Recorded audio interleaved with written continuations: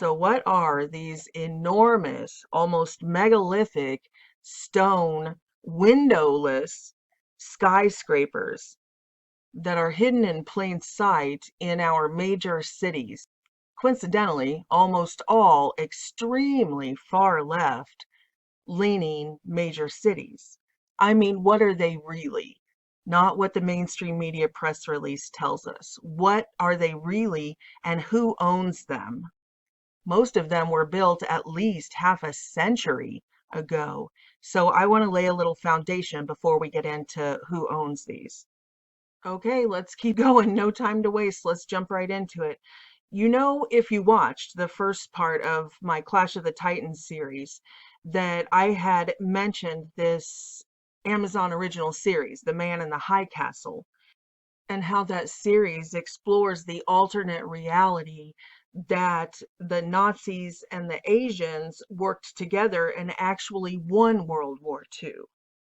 And if you've read Steve Quayle's book, Empire Beneath the Ice, How the Nazis Won World War II, or you've watched any of the videos in my Secrets of Antarctica, The Truth is Stranger Than Fiction series, where we discuss in depth everything from Project Paperclip, how they brought thousands of scientists from World War II Germany, from Nazis, from the Nazi regime, over into our scientific community, largely into intelligence agencies and the military-industrial complex with the titans of industry to create new agencies like NASA, which is especially interesting because from that moment, from World War II until the present, NASA, although it's a private industry, has functioned as if it was part of our military. We just act like NASA is some sort of government agency, when in fact it is not a government agency, and it was created and run by literal Nazis. And until Donald Trump created an actual military space force, we were completely dependent on getting all information about what space actually is and what projects actually worked and what didn't. All of our information and propaganda came from NASA. But now the United States has its own rival space force.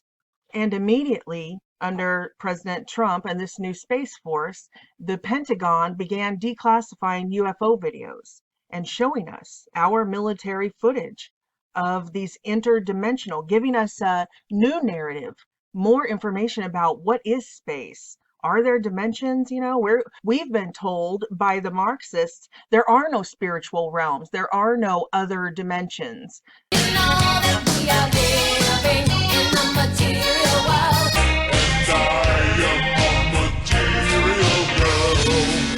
We've been trained to self-censor even when we see that interdimensional reality with our own eyes. If you are an eyewitness of something like a quote-unquote ghost or a UFO blinking into our reality, most people won't even tell anybody for fear of ridicule, for fear of losing their job, for all of the, cancel culture that we've been brought up in, this culture of fear that we must conform.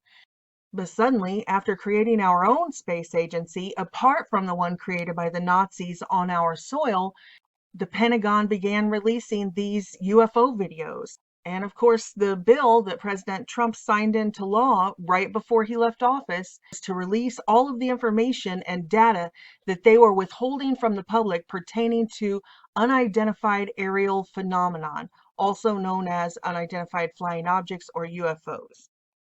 But it's so much bigger than NASA. Like this one with the Antarctic Treaty, this involves every nation. You know, they say we're all at war. All the nations can't agree on anything. Oh, it's nuclear this and there, and we're this and we're fighting them. But yet they can all agree on this, that nobody is allowed to go over to the empire beneath the ice. Unless, of course, you're John Kerry, who Joe Biden just appointed to be in his special presidential envoy.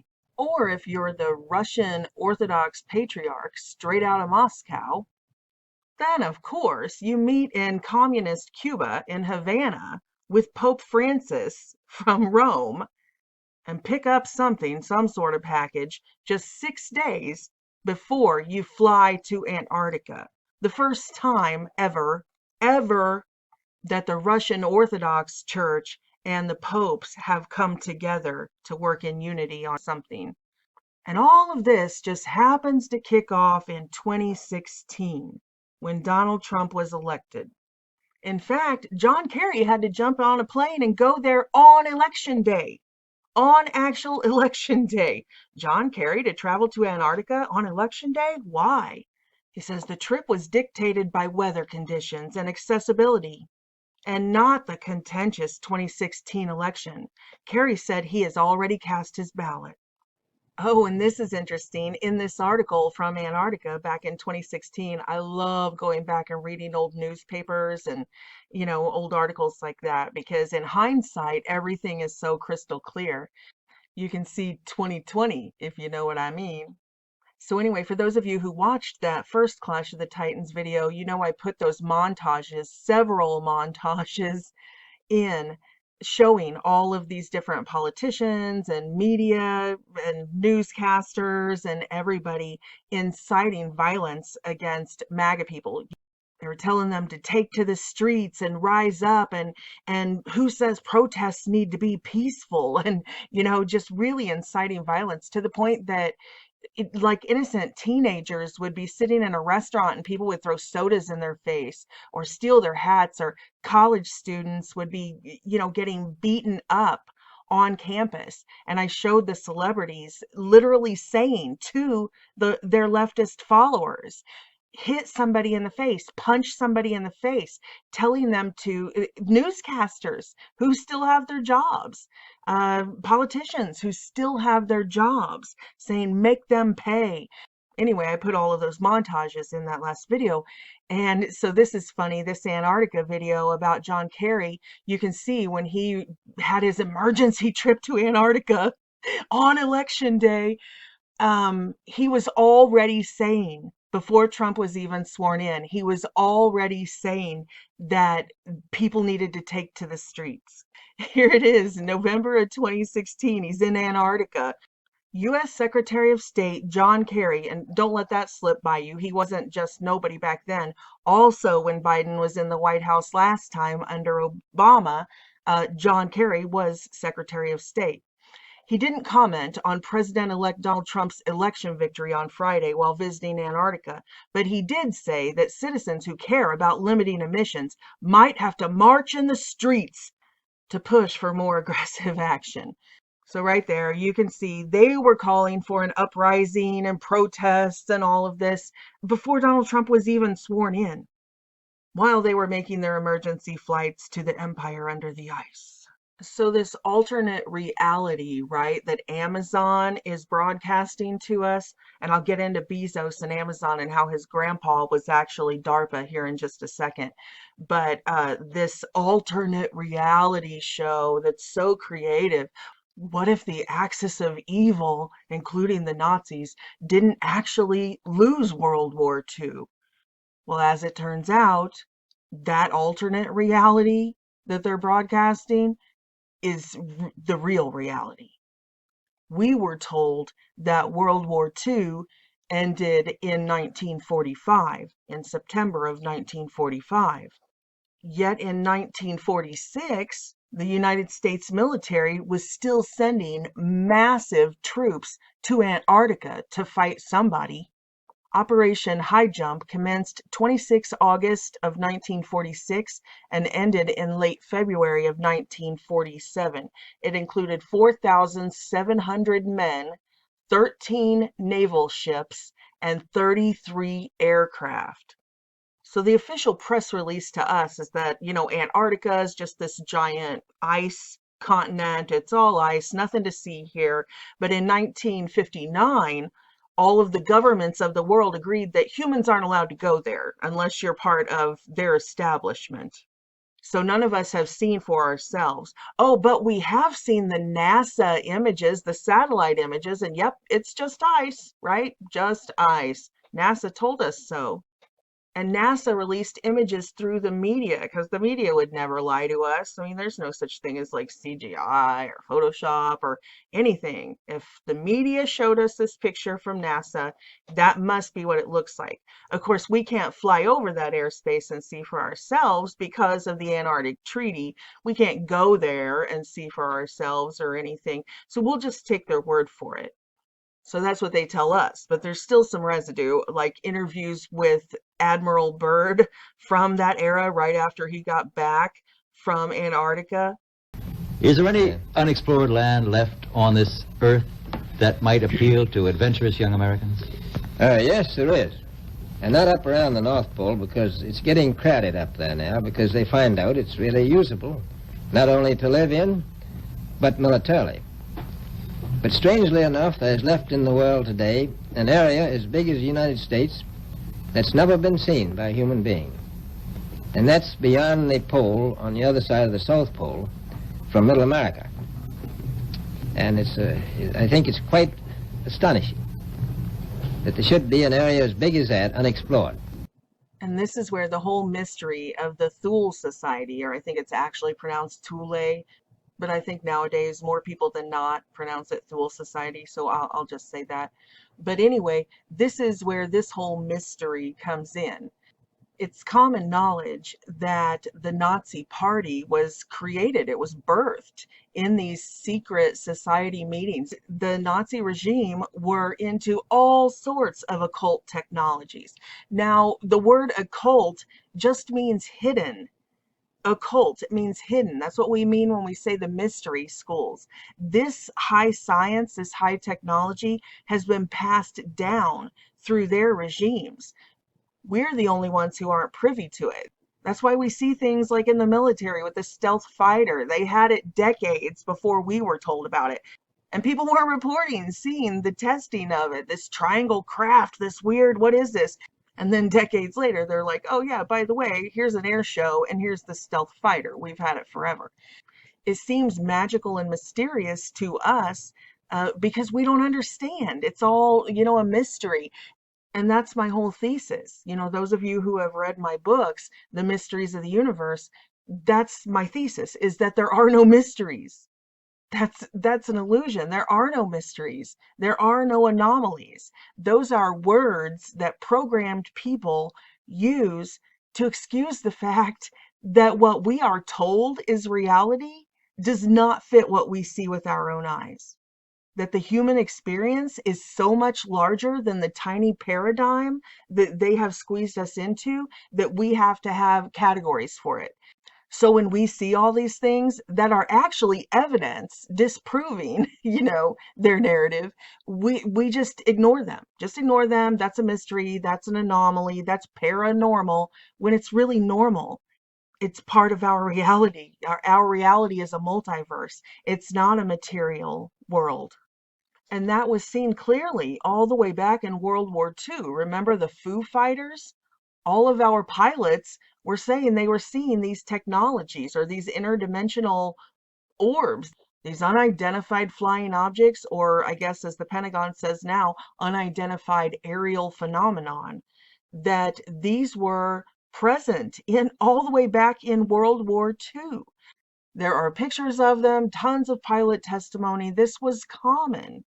And that is what Admiral Byrd and the U.S. military, the Navy, encountered during Operation High Jump when they went to Antarctica.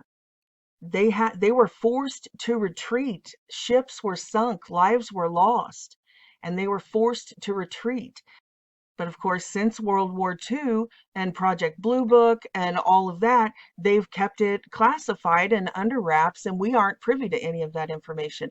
Hopefully, we'll see what comes this summer. They're supposed to declassify a bunch more stuff, what they say, June of 2021. So we'll see. But I'm telling you right now, everybody knows who is strong enough to face the ridicule and actually do the research and speak the truth, regardless of the mainstream shaming and ostracizing and the financial penalties and the economic warfare and everything they do when you won't conform. if you do that and you're brave enough to face the truth, you already know all of this. You don't even have to wait for them to declassify it. You've already sought it out.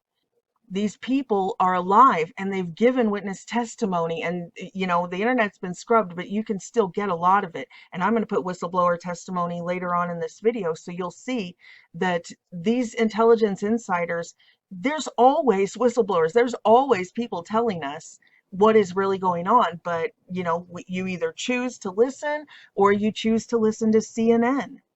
And not just the communist news network CNN, but all of the Mockingbird media. I just mentioned CNN a little bit more because they are owned by AT&T, which ties into the Nashville Christmas Day bombing, and also ties into these giant megalithic windowless skyscrapers that are in all of these major cities. But sadly, probably still 40%. And I mean, the Great Awakening has come a long way. When I started this, like 20, 25 years ago, if I had to guess, I would say it would be closer to 5%, maybe 10% of the people were awake at all. People are waking up. It's happening fast. That's why the psychological operation of Donald Trump, the generals recruiting Donald Trump, that he spent 4 years saying fake news, fake news, fake news. No other president has ever said that, has told us that the entire mainstream media is propaganda, and it's called Operation Mockingbird. It was a CIA project to insert their operatives into all of the mass media, the newspaper agencies, the newscasters. And now you can see it's out of control. Now we have state-run media like communist China. There are no dissenters, and you can see the fall of them. You can go back, like we were talking about during the election bleep coverage. You can go back and watch the Lou Dobbs coverage on CNN, where they talked about Smartmatic and these exact companies. Like, they allowed actual investigative journalism. But now look at CNN. They've completely fallen. This is communist state-run media, just like they have in China.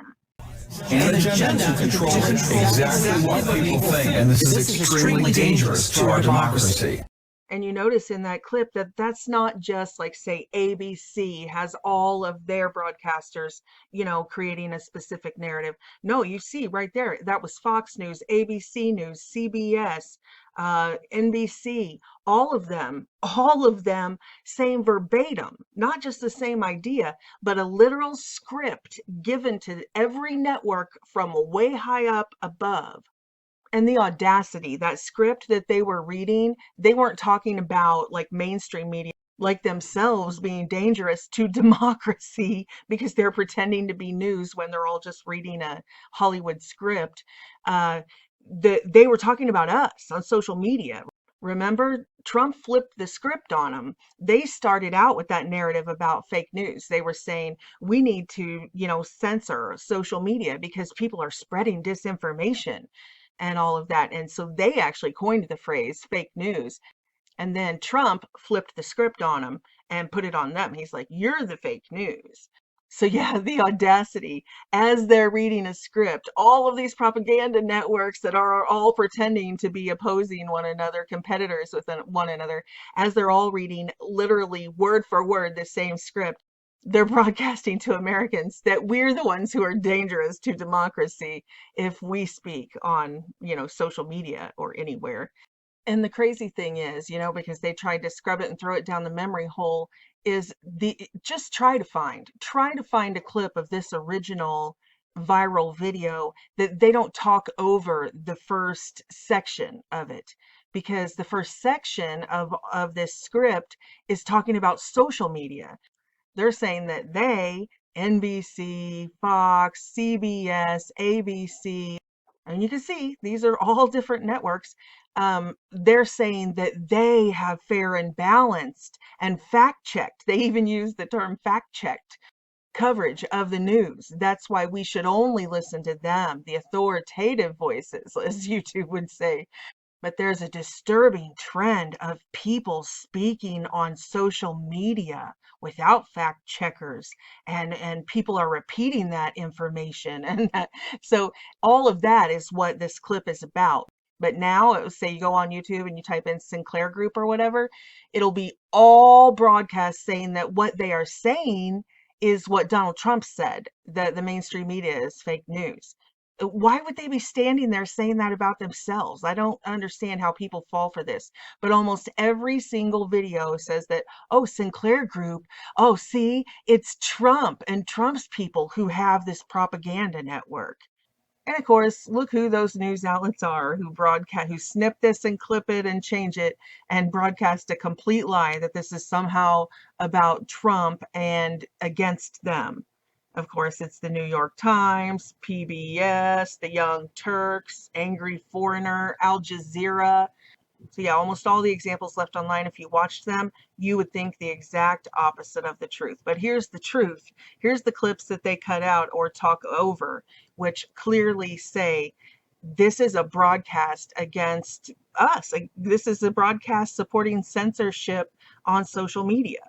Headley. And I'm Ryan Wolf. Our greatest responsibility is to serve our Treasure Valley communities, the El Paso, Las Cruces communities, Eastern Iowa communities, Mid-Michigan communities. We are extremely proud of the quality, balanced journalism that CBS 4 News produces. But We are concerned about troubling and irresponsible, one-sided news stories plaguing our country. plaguing our country. Plaguing our country. Saying fake stories without checking facts. The sharing of biased and False news has become all too common on social media.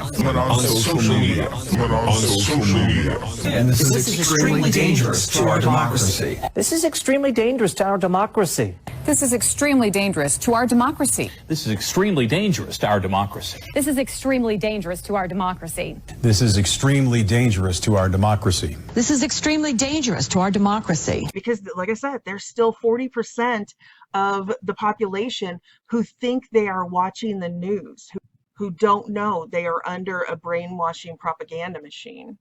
And that was another thing that was changed while Biden was in the White House last time during the Obama administration, when Joe Biden was vice president, was the Smith-Moont Modernization Act of 2012.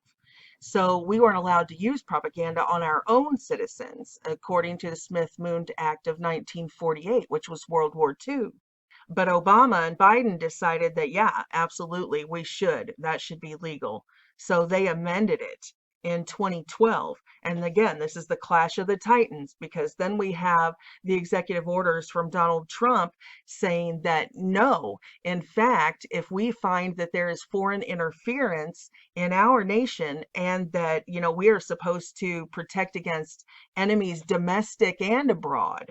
So if we find that there are domestic players in our country that who have helped these foreign governments or foreign entities try to, say, interfere in our election, if we find that there are propaganda networks that have covered that up, like heaven no, we didn't see anybody come out and verbatim say you are not allowed to talk about election fraud. You know, doesn't get any more clear cut than that. But therein is the battle, the clash of the titans. You have the executive orders saying that no, absolutely, just like Joseph Goebbels, the propaganda minister during the Nazi regime, he didn't make it to the Nuremberg military tribunals, the Nuremberg trials, because he committed suicide, allegedly. But yes, he was to be held accountable just the same, even though he would be equivalent to what we have as Hollywood on our soil today. They made entertainment movies. They made all of the entertainment as well as the state-run news, media, and all of that.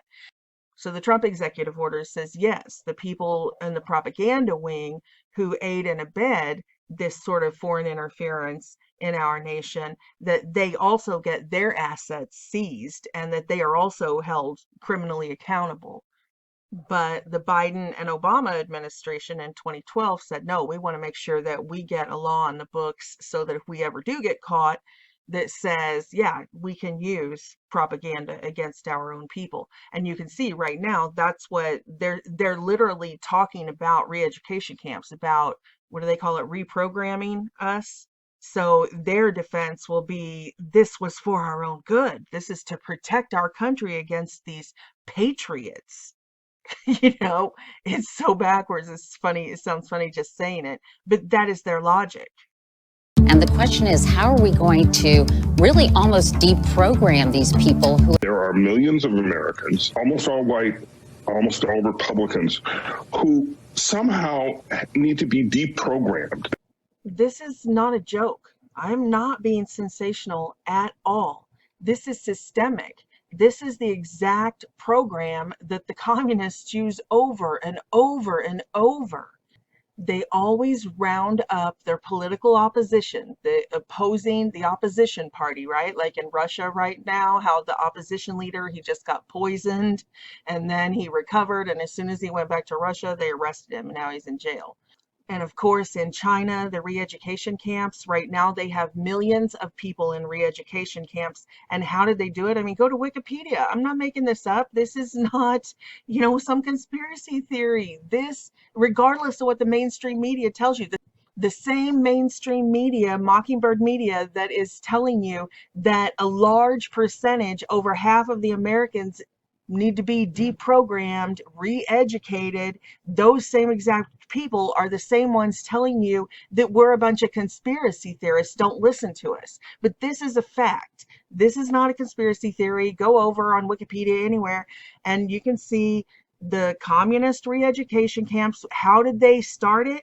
They didn't just go, hey, we're a bunch of crazy maniacal tyrants who are going to make you live in fear that you never say anything that isn't approved speech. No, they came out, they announced a policy in 2014, their war on terror. That's the People's War on Terror.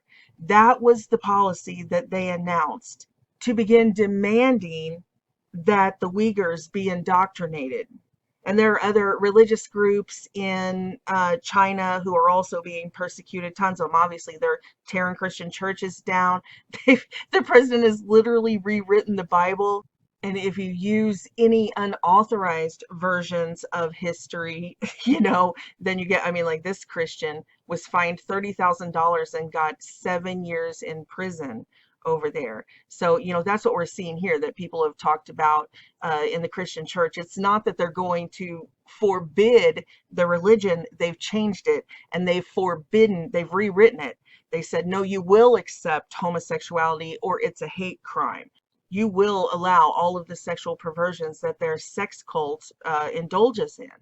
And you guys know what I'm talking about with pedogate and the transgender agenda and all of it. Like, they are forcing it down our throats, and they're saying that biblical morality, your 10 commandments, what your God says is moral, you are not allowed to teach that. We're going to rewrite. You can still have a Christian church, but you have to make sure you have a transgender pastor. I mean, how many transgender pastors swore in Joe Biden?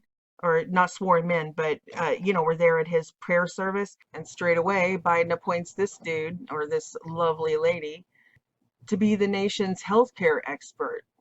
Because obviously, somebody who doesn't believe in science and biology, like does not believe in human anatomy and biology, does not believe in X and Y chromosomes, literally does not believe in science. That sort of a biology expert needs to be in charge of our science and healthcare and medicine for the entire nation through the COVID crisis and all of these, unprecedented times. Then, of course, right out of the gate, like day one, as soon as they swear in the 117th Congress, Nancy Pelosi, in all of her infinite wisdom, decides that our priority as a nation is to ban words like mother and father and brother and sister. How dehumanizing, literally demoralizing, sealed by a prayer from this double-muzzled joker to the pagan god Brahma. A man and a woman.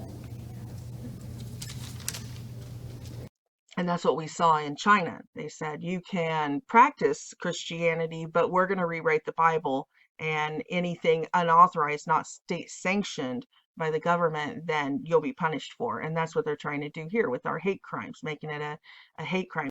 It's not that we differ in opinion and we just want freedom of religion. No. It's that it's got to be a crime, we're haters if we disagree with them. And now they've moved on beyond that, and they're right now in the United States of America. Whoever thought we'd see it? I mean, we did. Bible prophecy people knew we'd see it, but most people never believed that we would see Congress trying to pass. My state senator, Dick Durbin, drafting the legislation to say that MAGA events are terrorist activity. And, trying to say that any political dissenters, anybody who is not a leftist Democrat, is a domestic terrorist. And that's precisely what the Communist Party in China did in 2017 as part of the People's War on Terror. That's the exact excuse that they used to say that their citizens needed to be re-educated, political dissenters, namely the Uyghurs. And they have, over 8 million people? They have 380 internment camps and still growing. Over 8 million people in their re-education camps. So this is par for the course. This is how they do it. When you see our leftist politicians trying to declare us domestic terrorists, when you see the mainstream Mockingbird media coming out starting to teach their followers they need to be deprogrammed, they need to be re-educated, they start saying that, pushing that narrative. This is why, because this is how it's done. Republican voters and Homeland Security will take your children and will put them into re-education camps. Amen. In these times, which are unique,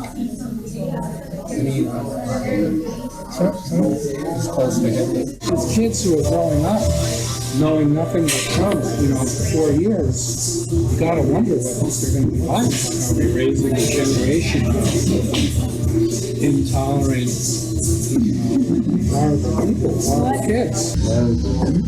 What kids?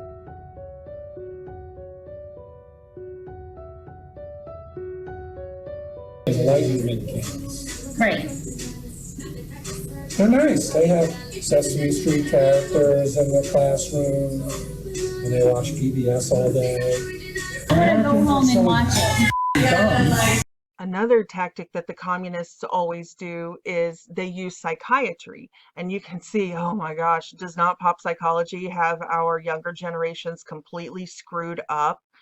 But yeah, that's one of the tactics the Soviet Union, the communists in Russia, used to round up political dissidents, was they used psychiatry. They said it's mental illness, especially with religion. During the 1960s and 1970s, the Communist Party took their intolerance for ideological deviance to extremes by diagnosing and institutionalizing so-called counter-revolutionaries with mental illness. It was a frightening episode in Soviet history in which perfectly healthy citizens could be deemed psychotic simply on account of their political views. And indeed, what a better way to deal with activists and naysayers than to diagnose them as being mentally unstable. Dissenters, who were often seen as both a burden and a threat to the system, could be easily discredited and detained. Now, this is exactly what we're seeing with them wanting to use the 25th Amendment on President Trump. They're literally saying that you're mentally ill if you do not think exactly like them. It's mind-boggling. It's absolutely mind-boggling to see these exact things play out, that played out in the gulags and the re-education camps in the communist nations. And it's here. It's happening right now. On the leftist media, the leftist politicians, they're using all these same exact tactics. So when we call them commies and we say that this is a coup, we are in the middle of the overthrow of the United States of America. And like at the very end of the first Clash of the Titans video in this series, how General McInerney said outright, World War III has already begun. We are in it. It has begun. It's serious. It's very dangerous. And World War III has started. It is not sensationalism. It is not fear-mongering. This is happening. It's time to wake up. It is here. They are wanting to round up political dissidents, and if you disagree with them politically, it's Amendment 25. You're mentally ill. If you disagree with them politically, you're a domestic terrorist, and the People's War on Terror needs to deprogram you. This is unbelievable, but it is happening right now. And keep this in mind, this mental illness and psychiatry mode that they use, because a little later on in this video, I'm going to show you the Lynn Wood clips where he is, Sidney Powell's being sued, Mike Lindell's being sued, all the titans of industry, the multimillionaires that rose up on our side, they are all being sued. And Lynn Wood have been removed from all social media platforms. But Lynn Wood has recently been asked to take a mental wellness exam. The universities are trying to take his name off of the law schools, and it's exactly this communist method of political dissent. And I'll show you also my court papers. When I was drug into court, they tried emergency order to take my son away. Same thing. So I'll show you those clips here a little bit later on. But this is a real battle for those of us who are brave enough to say things that are not status quo, that are not politically correct. Literally, think about what that means. That are not politically correct, state-sanctioned speech. There are consequences to that. But I got way off on a tangent there. The point was talking about Antarctica and the Thule Islands and this type of thing, the mystery schools and the Thule Society that these political regimes were born out of, that these things are real, and they are only smeared as conspiracy theories and that type of stuff because they are occult. They are hidden information. The intelligence communities, whether it's MI6, MI5, Mossad, the CIA, the FBI, these intelligence agencies are in the know on all of this stuff that we are not. So by nature, that is a cult. By definition, that is a cult. They have hidden information that the rest of us do not. But anyway, as far as the Thule Society, don't get it backwards. I know a lot of people, when they think about world history, they think of it backwards, as if the Nazis went to Antarctica to escape Germany, when in fact it's the exact opposite. The Thule Society created the Nazis. This is Thule Island right here. It's off the coast of Antarctica. And you can see it's also a jump right in between. This is Argentina, where so many of the Nazis fled to after World War II. So Thule Island is right on a hop in between Antarctica and Argentina. So if you're thinking that the Nazis built this thing in Antarctica instead of discovered this thing in Antarctica, you really have it backwards. This thing in Antarctica, this thing in Thule Island, it created the Nazis. Not the Nazis created it.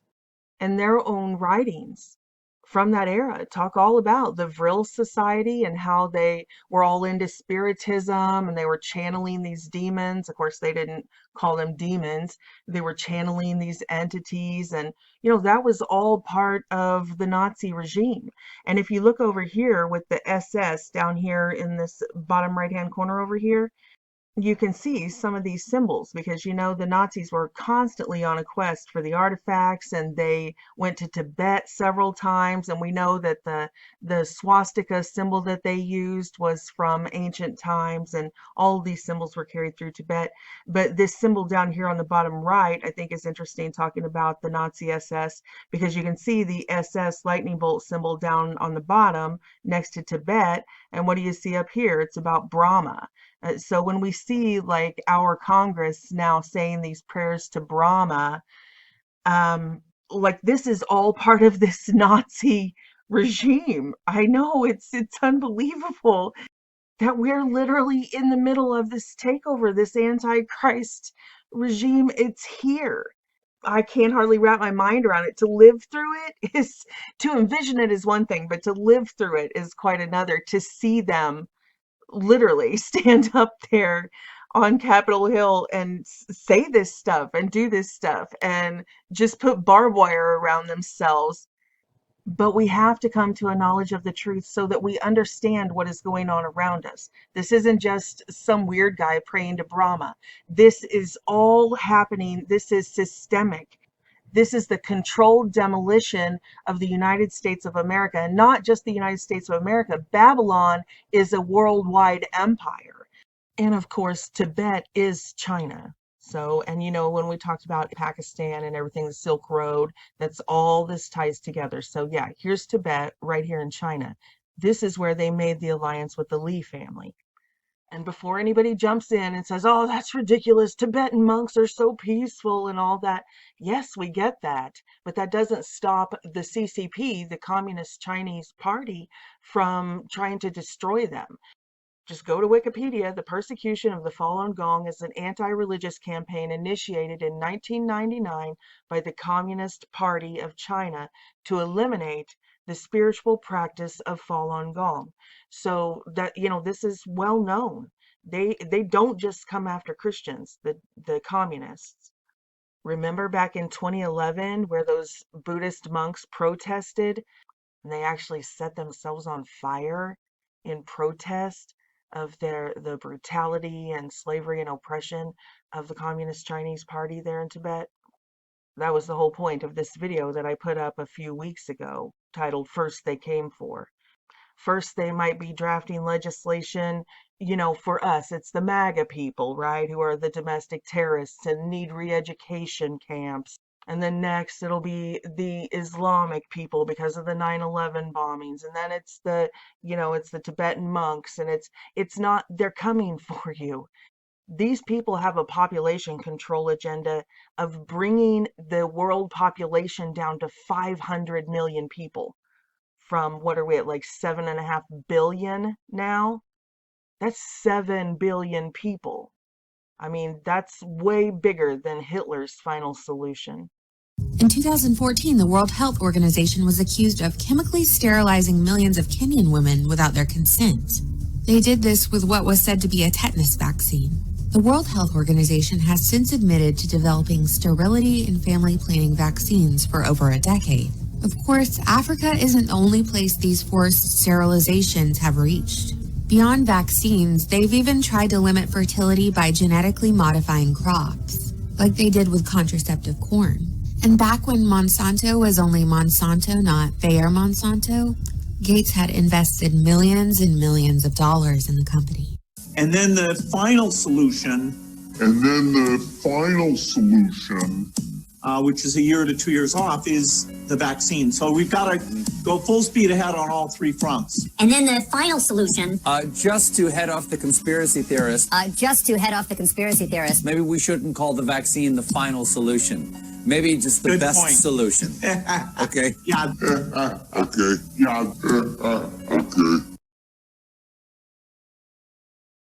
So I don't want to confuse anybody when I talk about Tibet and China. I'm not talking about the people of Tibet. They're enslaved just like we're enslaved by our ruling class.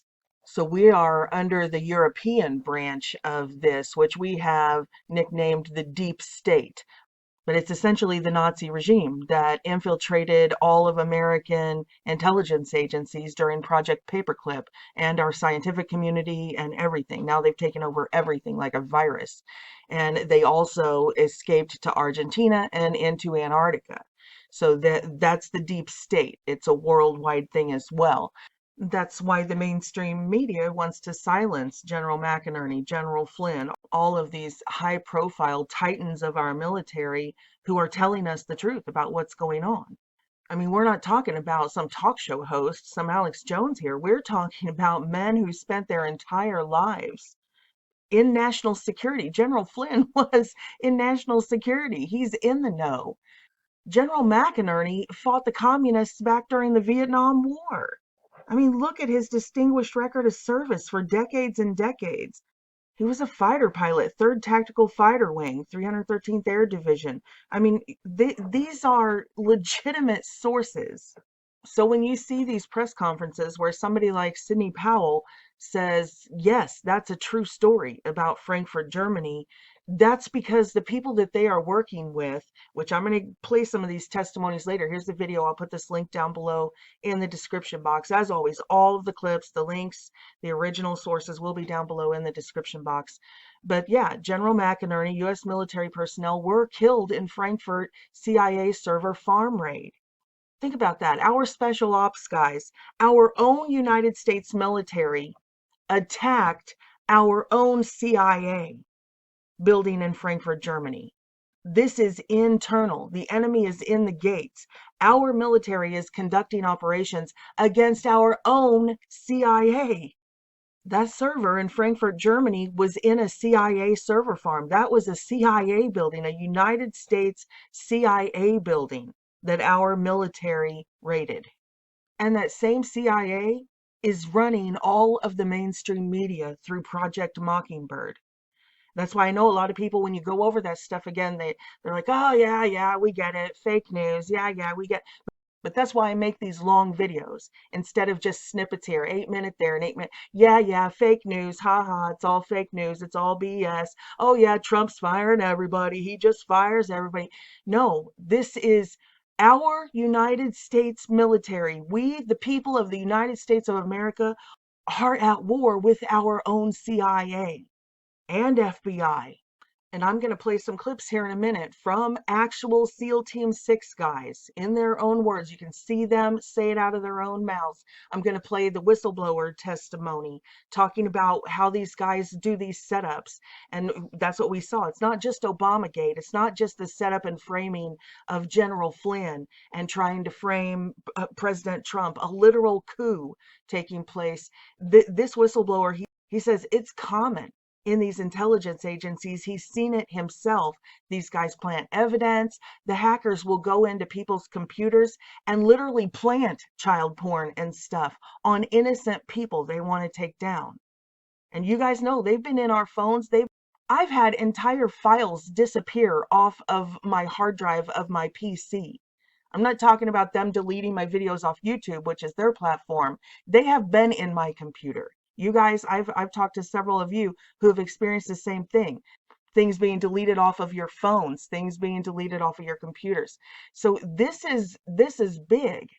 These people were already rounded up and put in cages. They were arrested. General Flynn, Roger Stone, Jerome Corsi, Julian Assange. And they're talking about, they're dead set on arresting not just President Trump, but his whole family. They're like, round up his whole family. And all of the millions of people who voted for him. MAGA, the whole MAGA thing. They're all domestic terrorists. Round them all up, all the dissenters. This is really happening. This video is not entertainment. I don't make this stuff for entertainment. We're in big trouble, folks. It's now or never. So anyway, the point is, the deep state is real. This isn't some sort of conspiracy theory. And I know I've seen a lot of mainstreamers like, say, Glenn Beck. He came back after January 20th and so frustrated. And he's like, I didn't buy into the whole deep state thing completely until now.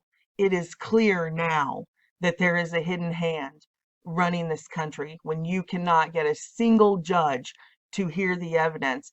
And I'm going to talk about that some more here in a second, because it's not that every judge is corrupt. There are judges being assassinated and their families, mob style, their families, their children. That's part of the whistleblower testimony, and I'll show you some articles to go along with that.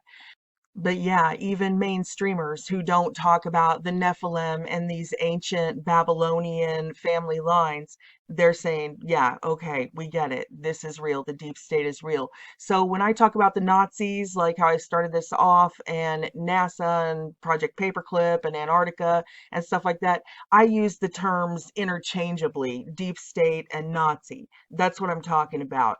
They are melded together with the Eastern world, the Eastern Empire. We see things through a very, Western world point of view. Sometimes I watch these religious people in the U.S. and they act like the Bible is about the United States of America, but it's actually about the Middle East and the East. And even at the birth of Jesus Christ, it's said that the 3 wise men came from the East. Not to say that there's only wise men in the East. That's part of my thesis too, is the Bible is clear that we are one race, the human race. The 12 ethnicities of the human race are the 12 tribes of Israel. And I've done all of the word studies, tracing it on the radio shows that I did. It's all still on my website, so you can check it out for yourself. The Bible is clear. We've been mistaught by religion. The Bible is clear that we are one race descending from Adam. The children of Adam are the human race. The Bible is not for Westerners or Jewish people. The Bible is the record of human origins, the descendants of Adam, the children of God. The entire human race descended from Adam. We are one race. They want to divide us and tell us we're all these different races, but we are not. We are brothers and sisters. We are a family. We are the children of God. We are the children of Adam. We are one family with one Messiah, Jesus Christ. The Bible says it clearly, Romans 5:12 through 21. Therefore, just as sin entered the world through the fall of one man, Adam, and death through sin, and in this way death came to all people, because all sinned. That's the original sin, the original contamination of the human gene pool. The first contamination in a long line of our genetic Gentile hybrid condition. For if by the trespass of the one man death reigned through that one man, how much more will those who received God's abundant provision and grace and the gift of righteousness reign in life through one man, Jesus Christ? This is what you need to understand all of the language in the Bible. He's the Son of Man and he's the Son of God. Death entered the world through the fall of one man, and life, the life force, the resurrection entered the world through the Son of Man and the Son of God, Jesus Christ made flesh. He is the Savior of all humankind. He's not a religion for the West or anything like that.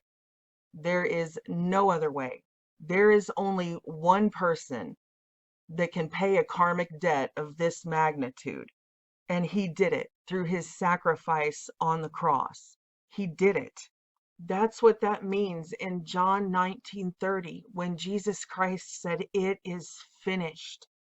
That word, that Greek word translated, means paid in full.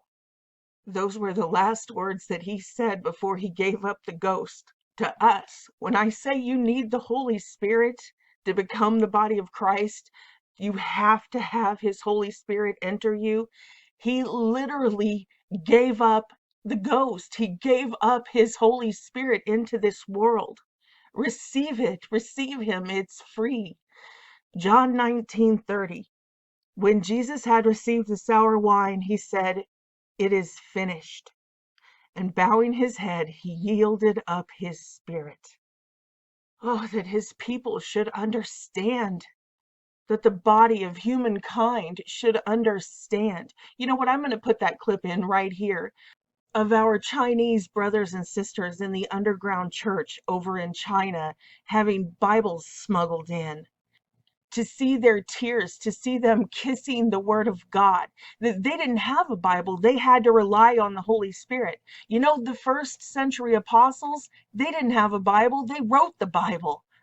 What we call the New Testament are their letters to one another, to the churches in these different countries, writing to one another.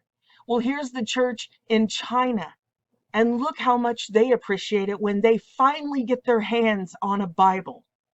But they had Jesus Christ before they got their hands on that Bible. We in the Western world, as we approach coming under a communist dictatorship, we need to look at them and see how much we should be appreciating the Word of God now while yet we have it.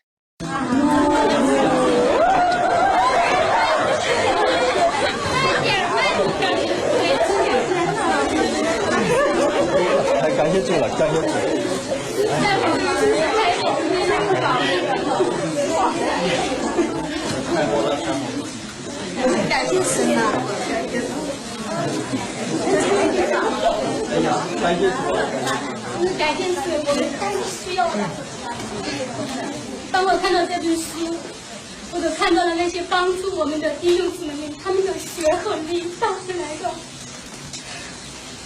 这是我们教会这个时候最需要的，真是我们最需要的事。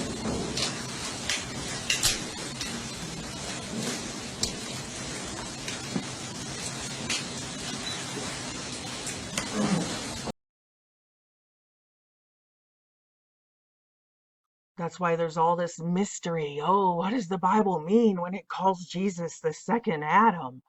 The truth is right in front of our faces. It's just people are so religious that they won't believe the Bible. They literally, that's what the Bible says. Jesus said, "Oh, how well you keep the traditions of men and resist the Holy Spirit." The Bible says what it means outright, but people choose here in the Western world to just go around, oh, God works in mysterious ways. We just don't understand. No, you don't understand the Word of God because you are a victim of man-made traditions. Read it, take it literally. Don't let these empty, organized religions lead you astray and make you fearful of your own brothers and sisters. I can't tell you how many times my own brothers and sisters in Christ in the Western world have attacked me because they say, oh, you use terms like karmic debt. Oh, those are Eastern religions. You're talking about stuff from Eastern religions. You guys remember when I did that one radio show, they literally set me up. I did that radio show in New Zealand, and the very next day they did a hit piece campaign on me. And I won't give their names because I don't do that. I don't work against my own brothers and sisters, but they did. They certainly did. They spent weeks. They called my other radio gigs and tried to get me canceled everywhere. Because, oh, I must be a heretic because, I use terminology that may be able to convey the gospel of Jesus Christ to people in the East. No, oh, how well they keep the traditions of men and resist the Holy Spirit. The Word of God and the Savior of all mankind is not just for Americans. And I love America. I'm proud to be an American. I love America. I love my American family. I love my family unit, my mom, dad, my brothers and sisters, and like a nuclear explosion outward. I love my community. I love my state. I love my country. But I also love my family, my brothers and sisters in all of these other countries. And I make no apologies. In fact, that's specifically my calling. One of the things when I received the Holy Spirit that God asked me to do was to communicate with the people caught up in the New Age movement, because they have incorporated a lot of the metaphysical sciences and a lot of the Eastern religions, but they haven't gotten there yet. They haven't made their way to Jesus Christ. So when I speak, ooh, New Agey and all that, yeah, I do it on purpose, and I'm going to obey God, not some traditions of men. 1 Corinthians 15:46. The first man, the first human, Adam, became a living soul. Hence the last Adam became the life-giving spirit. The resurrection, 1 Corinthians 15:45. It is sown a natural body. It's like a seed. All the way in the beginning of Genesis, it talked about that. Adam was sown as a seed to graft in. As the tree of life grew up in the earth, it was to graft in God's children. It was a rescue mission. It's always been a rescue mission to graft them in, to resurrect them from the dead. It is sown a natural body and it is raised a spiritual body. If there is a natural body, there is also a spiritual body. So it is written, the first man, Adam, became a living being. The last man, Adam, a life-giving spirit. Romans 8:1. Therefore, there is now no condemnation for those who are in Christ Jesus. For in Christ Jesus, the law of the Spirit of life set you free from the law of sin and death. And that word there, law, the law of sin and death, the law of life, that means like the laws of physics. Not like we think of laws, like, oh, it's a rule book that Congress wrote, like rules to obey. Not that kind of law. That word means scientifically, like the laws of physics, the laws of the universe, what we would call metaphysics. This is a life force. This is energy. This is the literal life force. Jesus Christ answered and said, I am the way and the truth and the life. No one comes to the Father except through me. That's the difference between AI, or like a virus that is not alive, and a bacteria that is. AI, these nanomachines, programmable matter, sentient black goo, those things are not alive. Those are dead things. That's what makes God's creation, humankind, different from, say, a golem or a clone or an avatar or a synthetic. We are alive. We are the children of God. And this truth, this gospel of Jesus Christ, this salvation is for all of us, all humans. It's not a religion. It's for all of us. He is the way and the truth and the life. You can't say, oh, I'm in the truth community, and then deny Jesus Christ. No, you haven't found the truth at all. Keep digging and dig deep. This is of the utmost importance to understand Bible prophecy. This isn't Eastern religion versus Western religion. This isn't even a religion. It has nothing to do with religion. Religion is man's attempt to reach God. I'm telling you about God's attempt to reach man. God is alive. Worship the living God. Don't make an idol out of like some brick building with a steeple or even a book. God is alive. He is a living spirit. The only Holy Spirit, the perfect Spirit, all-powerful, omnipotent, omnipresent. He is with us. He is with his body, the human race, the real humans on every continent, regardless of ethnicity, regardless of region. The body of Christ, God's children, are everywhere on the earth. And likewise, so is Mystery Babylon, the devil's children, the synagogue of Satan, as the Bible says. They have infiltrated all of the nations of the earth.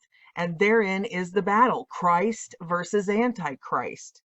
It's not regional. I know I always say that. I'm sorry to all the people who say Mystery Babylon is America.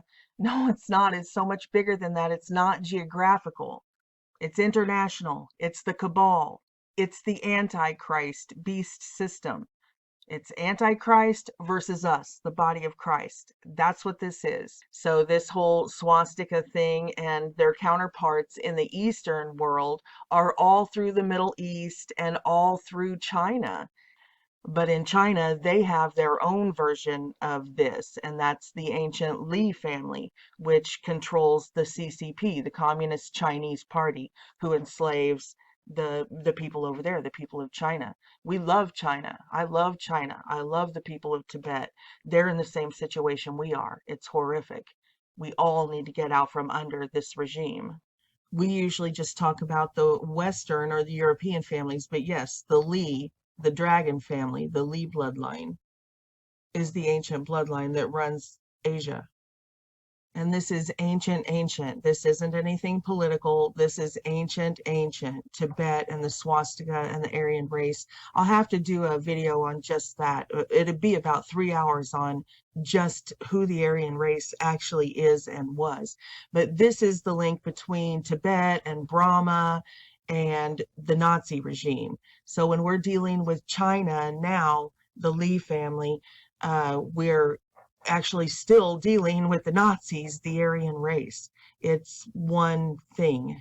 So I guess when I talk about the man in the high castle, the analogy there, they use Japan, because Japan bombed us, bombed Hawaii in World War II. So, that's what they use. But I'm talking about China. So this is happening everywhere. But, this will help us understand what we're seeing in our Capitol Hill. God, Brahma. So here's the common image of Brahma with the swastika. Everybody knows the swastika predates Nazi Germany by thousands of years. And here's the Vril Society image of Brahma worship with the SS. You know how the SS, they made it with the lightning bolts. And we've talked a lot about that same imagery through our ruling class and our celebrities like AC/DC or David Bowie. And if you can't see this regime's symbolism at this point, I don't know what to tell you, but just stop. Stop gaslighting me. I know what I see with my own eyes. They literally say we're on the highway to hell. They have the Luciferian light bolt Nazi symbol. They're in flames, wearing devil horns. Don't try to gaslight me and tell me when they're saying out of their own mouth and having you chant and repeat it, I'm on the highway to hell. When they're literally saying it out of their own mouth, leading a congregation, unwitting humans everywhere, chant with us, I'm on the highway to hell. And everybody's in their church congregation, their satanic, worship session, and they don't even know. They've been deceived into it. But don't tell me, because I have eyes to see, that, this isn't happening. This isn't here. I can see it with my own eyeballs. It's right there out in the open. It's not hidden. So you telling me that I can't see it or it's not there when I'm looking right at it, it just doesn't work. Your BS, pop psychology, gaslighting, it doesn't work on me. We're free. We're already free. It's too late. We can already see. We see you. The scales have fallen from our eyes. The veil has drifted down from the sky, meandering firmly, finally revealing your depth of depravity. That's fear you're now feeling. We see you. Your demonic bloodlust laid bare to see, the statue of filth on the BBC, the prince and the madam, the Crispus spy, the islands of horrors in the ocean lie. We see you. A billion souls stolen over the years. You hid them deep down to drown their tears. Your sickness decoded your lack of remorse. Our slumber is over, our eyes not wide shut. We see you.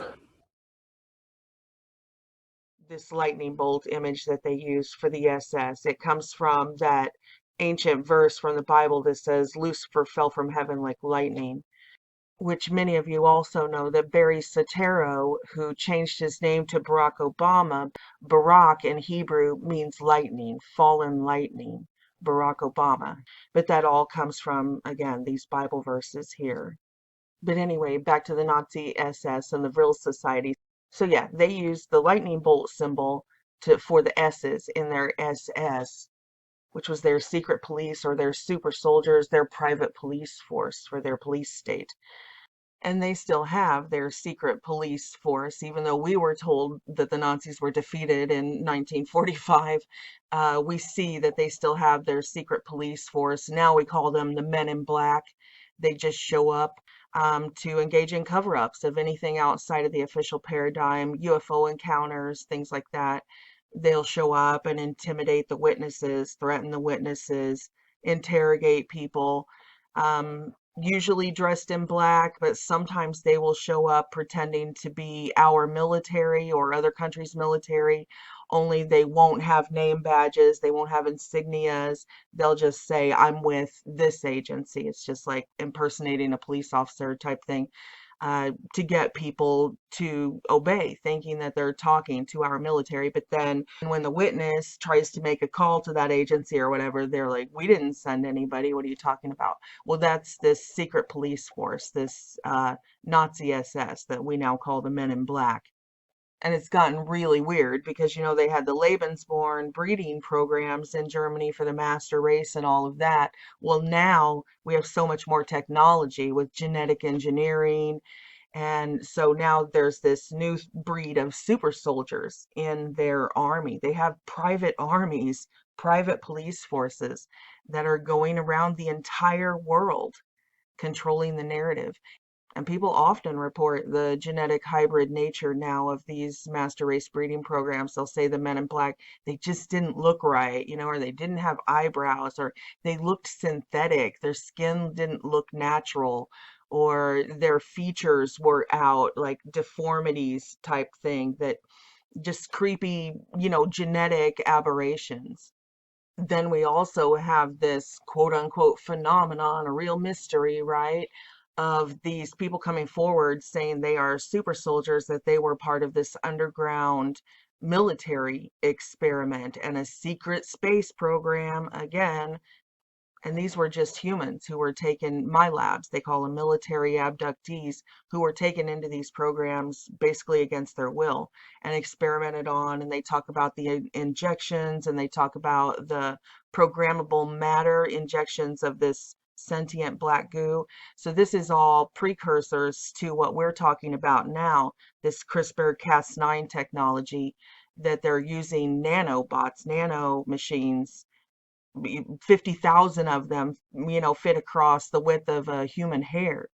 This is what we're talking about, why these injections and why these viruses are so dangerous, because these are nano neural implants. But these quote unquote super soldiers were reporting these types of experiments being done on them during their military abductions for decades and decades. And everybody's like, these people are crazy. They're just attention seekers. You know, Carrie Cassidy with Project Camelot does a lot of research on that. Well, they're not crazy, but it's not our military who's been abducting them. It's the Nazi SS. It's a secret police force, the men in black, the shadow government, the deep state. They have their own secret police and military underground right now. And Philip Schneider reported that to us, you know, when he worked for that drilling company back in the 1970s, that they accidentally drilled into an already existing tunnel system and they ended up in a firefight. He was just a geological, you know, government contractor, but they sent in military special forces. And he said most of them died in this battle with these humanoid hybrids, these sort of tall grays. So our military, you know, has known about and been at war with this other regime under the ground for several decades, but it's really cranked up the last, what, 5 or 10 years, and people are hearing these mystery booms. And I'm not talking about the skyquakes or the sonic booms, the frequency technology stuff. I'm talking specifically about the underground explosions. They shake the ground, they shake people's houses, and they don't just sound like booms. You know, that's sort of a misnomer, because people record them, and I put all of the news coverage. These two videos here on the screen, mystery booms being recorded across the country, white hats versus men in black, tunnel wars, from back in 2017. I put a lot of those clips in there where you can listen to them, and I juxtapose them against combat, like tapes of combat, and you can hear it's exactly the same. These mystery booms aren't always booms. It'll be like, do, do, do, do, do, do, do, do, do. You know, it's a firefight, and then you'll hear like, boom. It sounds exactly like, I mean, you can go watch the video. I juxtapose them. I'm like, close your eyes and tell me this isn't the same exact thing. I also put the news articles in there because, well, now we have a complete blackout on information. But back many years ago, the news actually still covered these stories of discovering all of these tunnels. They had tunneled under border walls and under the border. And there's, remember that case of tunneled up into a KFC, a Kentucky Fried Chicken building right in the middle of a city. I also showed pictures and news articles from overseas, like say Afghanistan, Israel, where they had open news coverage and photos where they had tunneled under buildings and put the explosives underground and then just blown up the whole base. With never coming in as an insurgency on the surface. You know, they were guarded by the military on the surface, but they came up underneath. They had planted the explosives underneath. Actually, here's a more recent one from January of 2019, where they did the same thing, tunneled underneath, used a bomb, and blew up an army base right over there where this is South and Central Asia. This is right where we were talking about through Islamabad, where we were talking about the Silk Road and the trade routes there, and the power outage in Pakistan and all of that. So this is that same area. There's a ton of stuff going on over there, and a lot of it's going on in the tunnels. So when I talk about the mystery booms and the tunnel wars and these underground enemy forces, I don't take it lightly. I'm not just willy-nilly throwing out, as they would say, conspiracy theories. I'm reporting on what we know as a fact. This is a fact. And these underground mystery booms and rumblings, they come in rounds as if they're military operations. They'll stop for a long time and then you'll see a whole bunch of them suddenly. So, Broward County in Florida, which is one of the most corrupt counties in the whole United States of America, and especially with all of the underground drug running coming from Cuba through not just drug running, weapons running, all of the black markets coming from Cuba up through Florida. But yeah, a lot of people don't know that down there in Florida, that's why Epstein had his operations set up in Florida, that there's a lot of old money down there. And by old, I mean like ancient old, family lines that you can trace their wealth trail all the way back to like the fall of the Roman Empire, like really old money, not stock market guys or people like Jeffrey Epstein. But yeah, down there, that's why Epstein, when he was tried down there, he wasn't held accountable, and his sentence, his light sentence, he got to do his jail time like in his own office. He's like, all right, I'm ready to leave the jail now. Yeah, a lot of corruption down there. But anyway, this is January 16th of 2021, January 21st of 2021. New waves coming all through Florida, also through North Carolina and Ohio at the very same time. And look at this, mystery loud booms and rumblings around the world. This is all right now, January 3rd, 2021. And all of this time-wise coincides with the power outages that we saw that I talked about in that first Titans video. And all of this also coincides with all of these dozens of governments resigning and collapsing. Right now, January 26, 2021, the Italian government falls. Italy saw its 66th government since the end of World War II collapse after discord broke out. Italy's prime minister resigns as the government crisis intensifies. And, Italy was one of the places where those power outages were as well. And on top of all of the dozens of entire governments and parties that are resigning all over the world right now, just in the last day or two, there's been a military coup in Myanmar. And essentially what's happening there is what all of the patriots were hoping would happen here and then didn't happen on January 20th. You know what? There's a really good explanation of it, short, that's like 20 minutes of everything that's been going on politically there in the last year or so. I'll put a link below. Just go down and look for the name in my description box here of Myanmar, and I'll put that link next to it if you need some more information on it. And in the second half of this video, which I may cut this video in half and make it a part 1 and part 2, because it looks like by the time I get all of these files in, it's going to be around 5 hours or so. So I'll probably cut it in half. So in the second half of this video, I'll continue and I'll talk extensively, especially in great detail, about how it relates to our politicians and what we are going through right now. Very detailed connections to the regime that we just had installed in our country.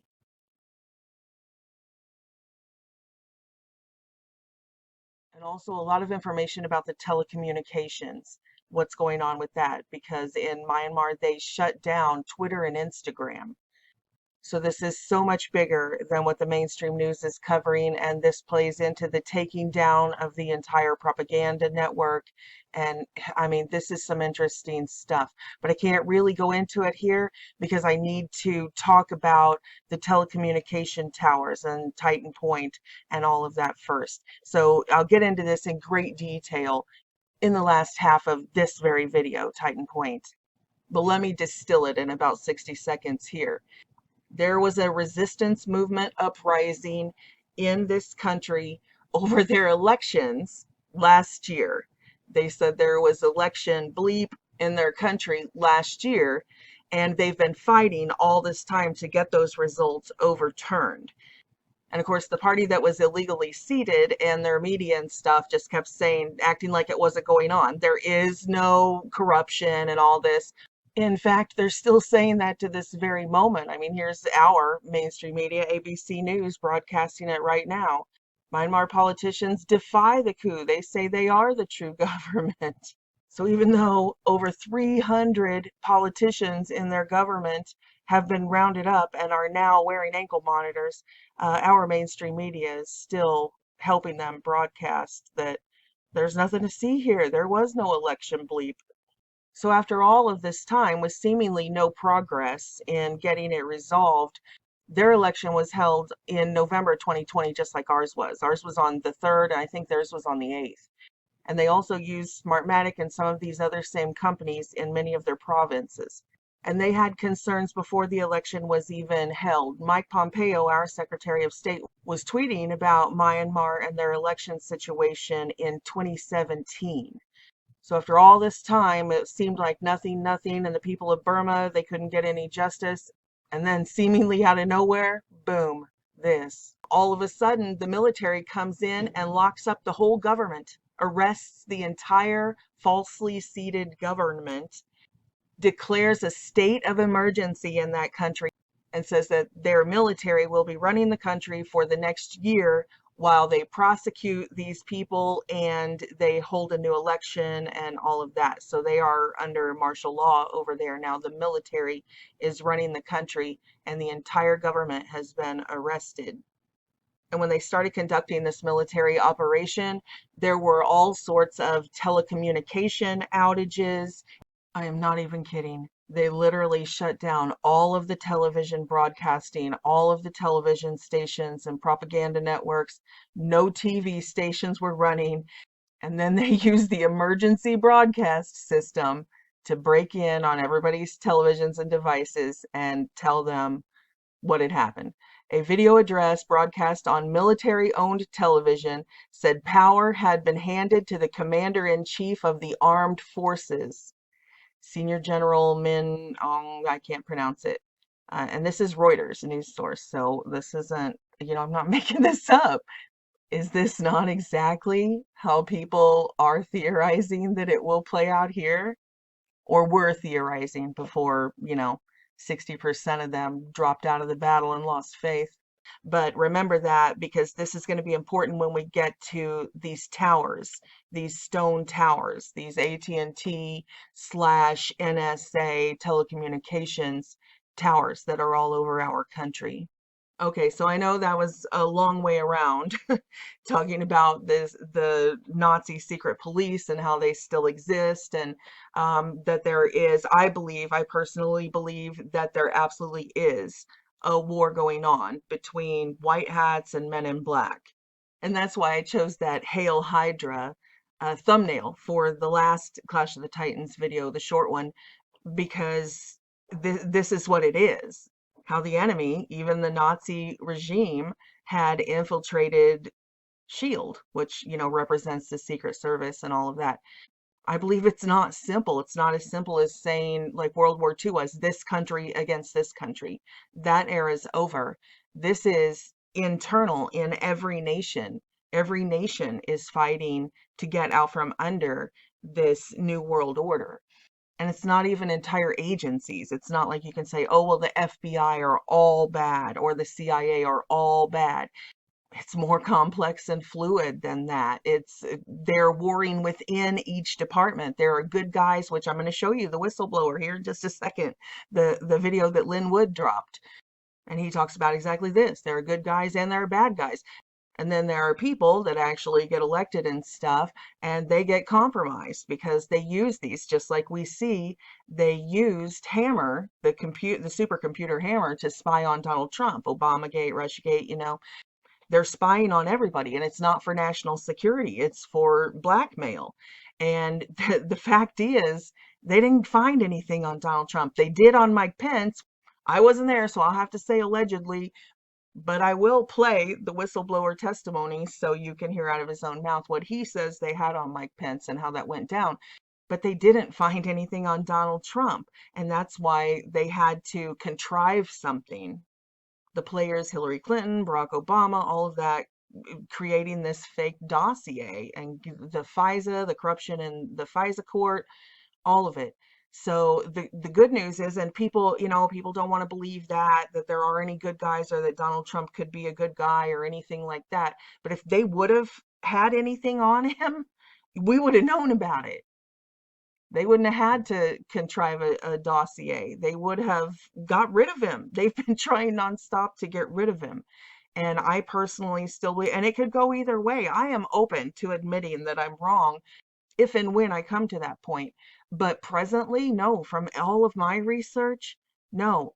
He was watched and spied on nonstop by this Hammer supercomputer, and they didn't get anything on him like they have on all of these other judges and politicians and stuff. And that's precisely why the generals chose him. Remember, I played in the first Clash of the Titans video, Jerome Corsi, who was also chosen. The generals contacted him for, their sort of propaganda wing. Actually, that's a terrible way to put it. It's not propaganda if it's the truth. But you know what I mean. They were recruiting to build their own network for the information war, to distribute information to the masses. And while doing so, they reached out to Jerome Corsi, because he was the PhD researcher who wrote those books about Obama's fake birth certificate. He was open about it. And remember, Donald Trump was too. Oh, how they nailed him about being a birther, that anyone would dare say that there was foreign interference and foreign-born, like CIA assets that had taken control of our country. About 3 years ago, a group of generals came to me, and it was explained to me they were ready to conduct a coup d'etat. They were ready to move Barack Obama from office with military force. And then a few weeks later, I got another call and said that they were reconsidering. Do you know why they were reconsidering? No, why? Because they talked to Donald Trump. And Trump agreed that he would run. And they agreed that if he would run, they would conduct their coup d'etat as a legitimate process, rooting out the traitors within government. And that pact between the military and Donald Trump has held. So yeah, Jerome Corsi was chosen by the generals, and he's open about it. He's been arrested for it, and he's been open about it. Yes, the generals contacted him, and they were going to do the same thing that I just told you that Myanmar did do, and instead decided to do a psychological operation and recruit Donald Trump, because he was the type of person who would say all this politically correct stuff, would just flat out say it. And that drove people crazy. I mean, they deleted him off of every single platform. They digitally cut his tongue out. But anyway, this is one of the reasons that I still am not against President Trump. From all of my research presently, this is checking out. Everything checks out. And although I don't go along with, some of these movements that are like, Trump is this super genius and he's orchestrated all of this, and I don't go along with that. I believe that Trump is a player in this, and he has, I'm pleased. I've never seen a politician say such politically incorrect things that actually represent our voice. These are the things people wanted to say out loud. And we thought, we're too politically incorrect. No politician actually says this. Although I sincerely appreciate everything that he has done for our country, and to stand up and fight this Hydra, that's kind of how I see it. It's the Kraken versus the Hydra. That's my sort of Clash of the Titans thing. And I sincerely appreciate his leadership in that office. But like I said, with the Illuminati pyramid, presidents are way down on the pyramid. And he was chosen. He's not masterminding this thing. He's just serving his country the way Jerome Corsi tried to serve his country, the way you and I are trying to serve our country as, digital warriors in the information war, the way everybody is serving their role. And the mastermind of this master plan is God. This is a battle between Christ and Antichrist. The body of Christ, the white hats, people who want to be free and want Mystery Babylon cast down, and then the people who are Mystery Babylon, Hydra, which unfortunately has grown its tentacles all through our CIA, NSA, DHS, DOJ, DARPA, all of it. So this is, like Sidney Powell says, nobody has wanted to take the time to untie all of the knots. Like, you don't have to just disintegrate the entire nation. And that's what's going on, is they are trying to get through this without causing a civil war, because they know civil war will lead to the United Nations entry, will lead to World War III. Not that we aren't already in World War III. General McInerney says that yes, we are, but it's still in a covert stage. As in all war operations, war is messy, but they want to try to stop as much collateral damage as possible. Nobody wants war on American soil, carpet bombing and stuff on American soil. We don't want these troops to surface. We don't want the ambush, like I talked about in the Black Awakening videos. We would rather them handle it as best they can without collateral damage.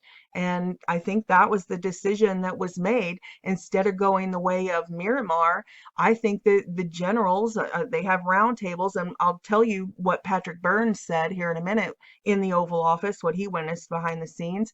But I think the generals had their roundtable and decided out of the different options that if they were to do it just like Myanmar just did it on January 20th or whatever, that the collateral damage would have been way more than if they did it in a different way.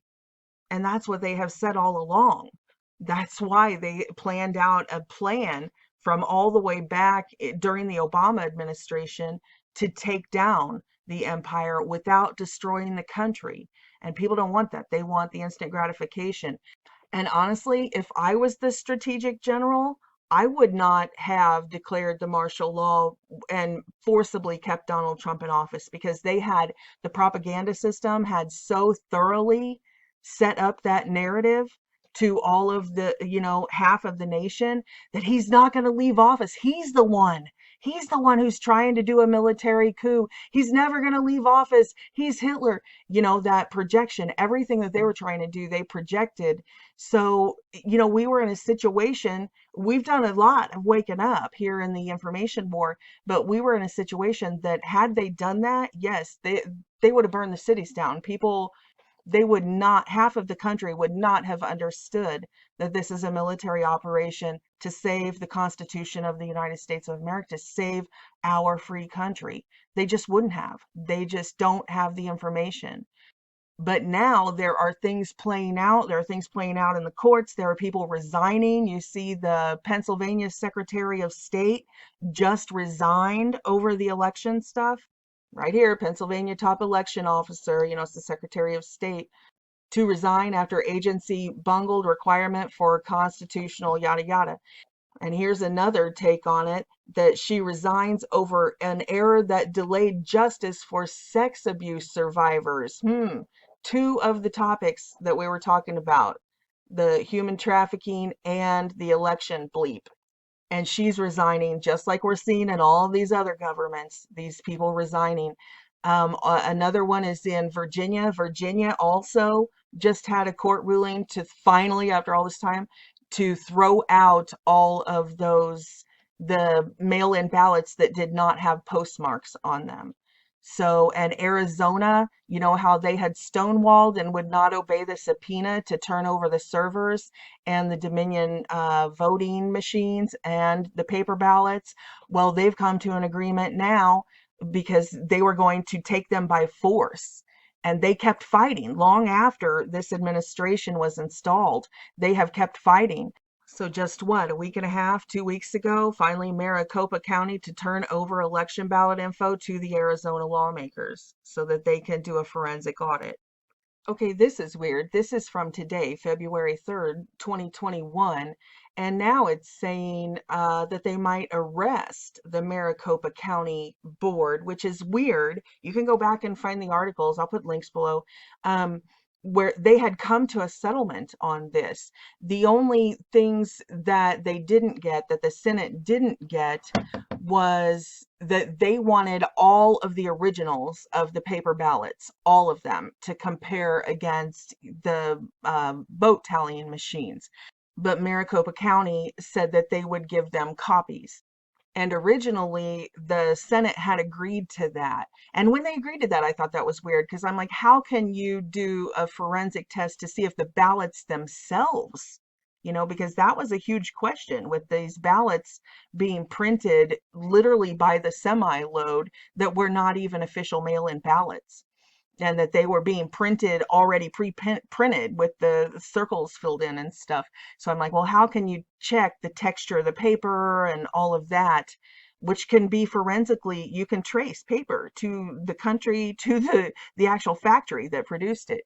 So I was like, well, that's weird they would give in on that, but that was the original settlement. The other thing that was questioned in the settlement was who would do the forensic audit.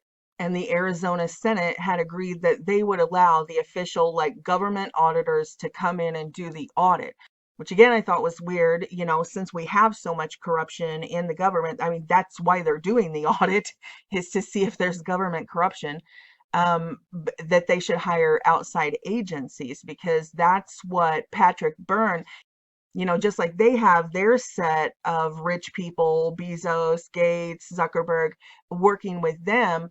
Our side has Mike Lindell, from MyPillow. We have Patrick Byrne from Overstock. We have several rich people like Donald Trump who have been recruited to handle this as well, and they're the ones who have been paying, like Patrick Byrne, to bring in these specialists. And they're bringing in people who testify in the nation's most prestigious courts. In every court case, every court in the world considers them an expert.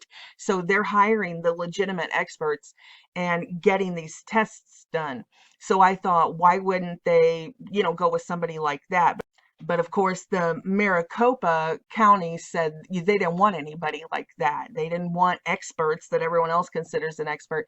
They wanted, these government agencies. So I guess that fell apart based on those two things, because now they're saying that they might arrest the Maricopa County, which is why they originally agreed to a settlement to turn over the machines and stuff at all, because they were going to arrest him. The judge said, yes, I will hold him in contempt of court. Go arrest him. So I don't know why now the settlement has fallen through, but this is what it says. The Republican-dominated board on Tuesday again refused to comply with subpoenas after they had already agreed. They refused to comply with the subpoenas lawmakers issued as they tried to show that bleep or other election bleep led to Democratic President bleep win in that state. The Senate has demanded access to voting machines and all 2.1 million ballots cast in the election. The board has said it can't comply because ballots are sealed by law, and the voting machines the Senate wants to examine need to remain secure. Board Chairman Jack Sellers said Wednesday he was frustrated that the Senate was threatening to find the board in contempt, saying he met personally with Senate President Karen Fann and thought both sides had agreed to try to settle the issue. Oh, yep, here we have it. Republican Senator Warren Peterson said that the audit falls short of what the lawmakers wanted to examine. So yeah, they didn't get everything they wanted. I guess they said they'd settle and then changed their mind, that they want exactly what the judge had ordered. They have a subpoena for this stuff. They're being stonewalled. So they're meeting on Wednesday. That's today. That's why this article is February 3rd, 2021. They're meeting today. If the resolution passes, board members could be jailed. So I guess they're trying to arrest this regime too. Okay, I really want to get back to this. There were just a couple of more points about this that I wanted to make. I was going to do some of that election update stuff toward the end, but it just sort of flowed from there. So I want to jump back to what we were talking about, the SS and Brahma, and why we see them praying to Brahma on Capitol Hill now and all of that. The point was that our modern deep state, what we're calling the deep state, that they are directly descendant from the Nazi regime in World War II. And I mean that literally both ways. These are the descendants, genetic. They had these breeding programs that did not stop, during World War II. And now with all the genetic engineering and the in vitro fertilization and all of that, sort of like the Boys from Brazil movie. So I'm speaking literally and philosophically. Yes, philosophically, politically, the deep state is directly descendant from the Nazi regime of World War II. It's the same thing, and that we never defeated them, but also they are the literal descendants because of this master race breeding program, the ruling class, or how does Oprah call it, the master class, master race, ruling class, master class, avatars, whatever, you get it. So yes, it has continued, unfortunately. So I want to jump back to this graphic from the Vril Society. I didn't finish up on that, and just point out a few more of the symbols. Obviously, there's Brahma that our newly seated 117th Congress just prayed to. A woman to that, huh? Then here's the Vril symbol over here. Then up top you have the pentagram, the satanic pentagram in the name of Brahma. And then you have the all-seeing eye. And I know that people always have the pyramid pointing up, but if you've watched my videos on quantum physics and the overlaid dimensions and the actual shape of things, where I talk about Dante's Inferno and how things spiral down into this, and I point out there that, everything's inverted. So I get it. I'm not saying nobody should ever use the Illuminati pyramid symbol upright, but the correct one for them, for the Satanism, is the upside down pyramid. So that's why they have the upside down pyramid here with the all-seeing eye in the middle. So the point is, I'm not making this stuff up. This is in all of the literature, the Vril and Nazi and SS literature. It's all right here. Tibet, Brahma, the NASA symbols, the Satanism, the Illuminati, all-seeing eye. This is who they are. This is the cabal.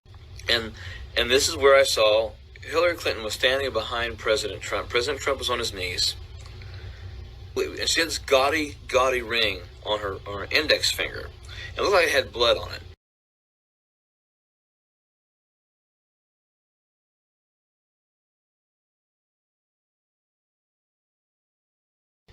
She had the skeleton key hanging from her neck, and it was dangling. And she had Donald Trump he was on his knees, and she had a Roman gladius knife to the left side. It was the left side of his throat, holding his head back like that. And the skeleton key was dangling in front of his face, and where it had leaned down, where it was banging against the front of her shirt, it looked like it left like a Nazi symbol.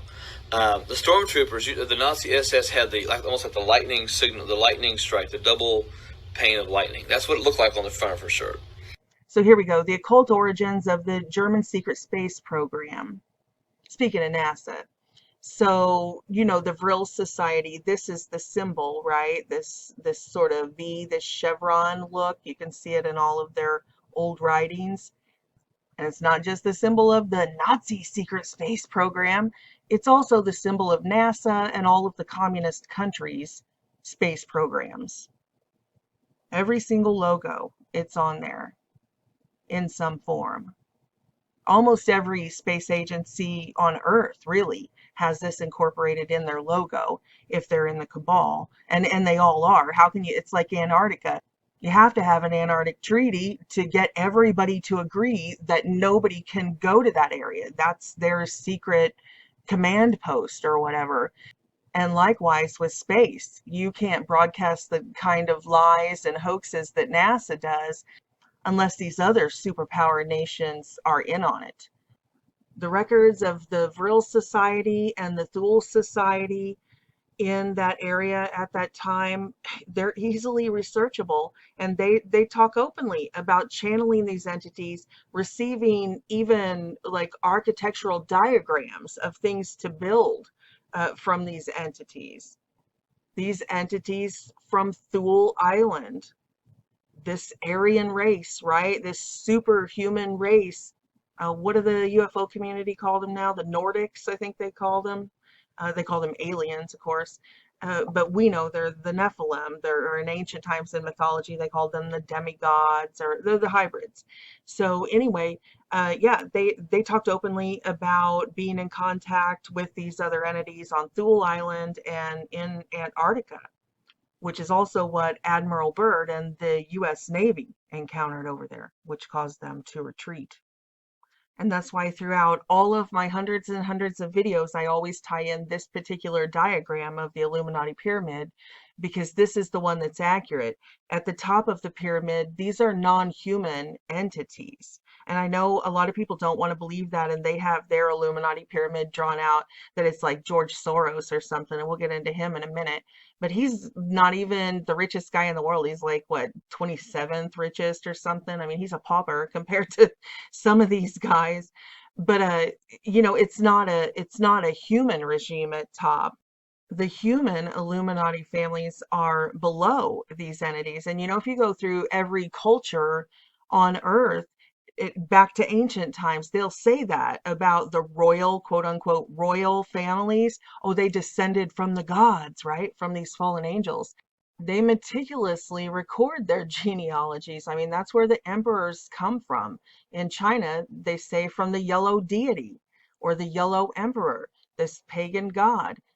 The Chinese dynasties, the Chinese royal families, that's their claim to fame. That's why they call themselves royal and special, because they can trace their lineage, their bloodlines back to these exact entities that we're talking about here. And you'll notice that the Chinese genealogies, they call him the yellow deity, the yellow emperor that they descend from.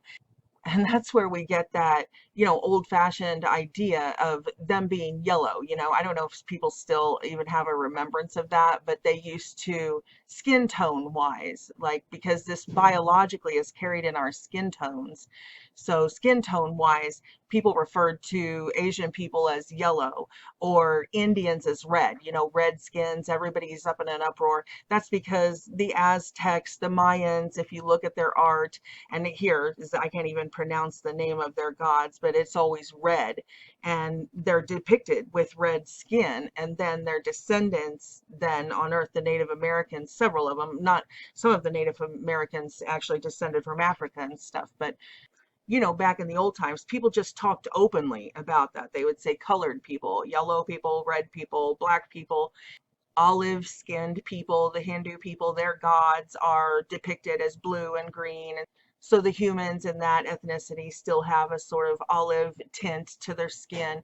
So that's what they meant by colored people. You know, now they've turned it into, well, now they've resurrected it. They want colored people versus white people. But that's what this whole white supremacist movement is about, this hating white entitlement, and we hate the white supremacist. I am not a white supremacist. I think it's gorgeous. It's absolutely gorgeous that God's creation is so vibrant. When you look at the pigment, whether it's in the feathers of these birds or the pigment in the skin of all these beautiful fish that survived in the oceans, or whether it's the beautiful pigments that he used in the leaves, as we get the incredible joy of watching them change through autumn, fall, into fiery reds and yellows and oranges. Just, I think it's gorgeous. And that's why scientifically, I don't have any problem believing the records left by our ancestors. You know, of course, now they're, oh, it's got to be mythology. The fact that there would be pigment in skin that would be brightly colored, it's like, what? Look around at all of creation. There's pigment in the skin of the fish. There's pigment in the feathers of the birds. There's pigment in the leaves on the trees. Like, what are you talking about? All of creation is vibrantly colored. Of course, the children of God, you know, before the fallen angels betrayed God and fell, they were angels. God created creation, his angels, his children, the ones who betrayed him and the ones who didn't, in a wide variety of colors. And it's beautiful. All of God's creation is beautiful. It's just so sad that the cabal has made it into something ugly. The Washington Redskins must be banned. That's racist. I guess the St. Louis Cardinals should just have a plain white jersey because that's racist to yellow birds and green birds, or really even cardinals because female cardinals are brown. They're not even really red like the male cardinals. Oh my God, the St. Louis Cardinals are sexist too. I mean, good Lord, dear Lord, save us from ourselves. But anyway, I only mention that now because this is part of our reality that most people don't understand. They don't understand at all why, like they just pulled this white supremacist sort of narrative out of their butt or something. Well, they didn't. This whole people of color narrative is they're preparing humanity for the new world, their new world. And they know that we are waking up from their illusion, from their matrix. We're waking up to reality. And they don't want us to be allowed to talk about colored people, and the yellow gods and the red gods and the pagan gods. Heaven forbid that we be allowed to say that the pagan gods are fallen angels. That would completely shatter their narrative that all of the records left by our ancestors are just mythology and none of it's true, and that all the religions of the world contradict one another and all this. To find out that all the religions of the world actually prove the Bible, and it makes everything biologically, medically, genetically, everything makes sense. All of the deformities in humankind, that all of these things found in the recessive genes of humanity, all of this residue left in the human gene pool, that we still produce giants and call it acromegaly. We still produce biblical characteristics like the 6 fingers and we call it polydactyl. People are even born with multiple arms like we see in the Hindu gods, vestibular tails, all of these things that we still see in the human gene pool. They don't want us realizing that all of these deformities didn't just happenstance happen. All of it just blows their evolutionary theory out of the water because we can genetically prove it. The Bible is true. So that's just one more layer of lockdowns, that they put on us so that we can't talk. We can't talk about the fallen angels and the Bible and reality. And we can't talk about the communist Chinese takeover because that's xenophobia, that's racist. It's all this. It's like how they're banning the Bible in California by saying it's conversion therapy. It's against the law. That's a crime. Conversion therapy doesn't work. And you're telling people that there's something wrong with being homosexual.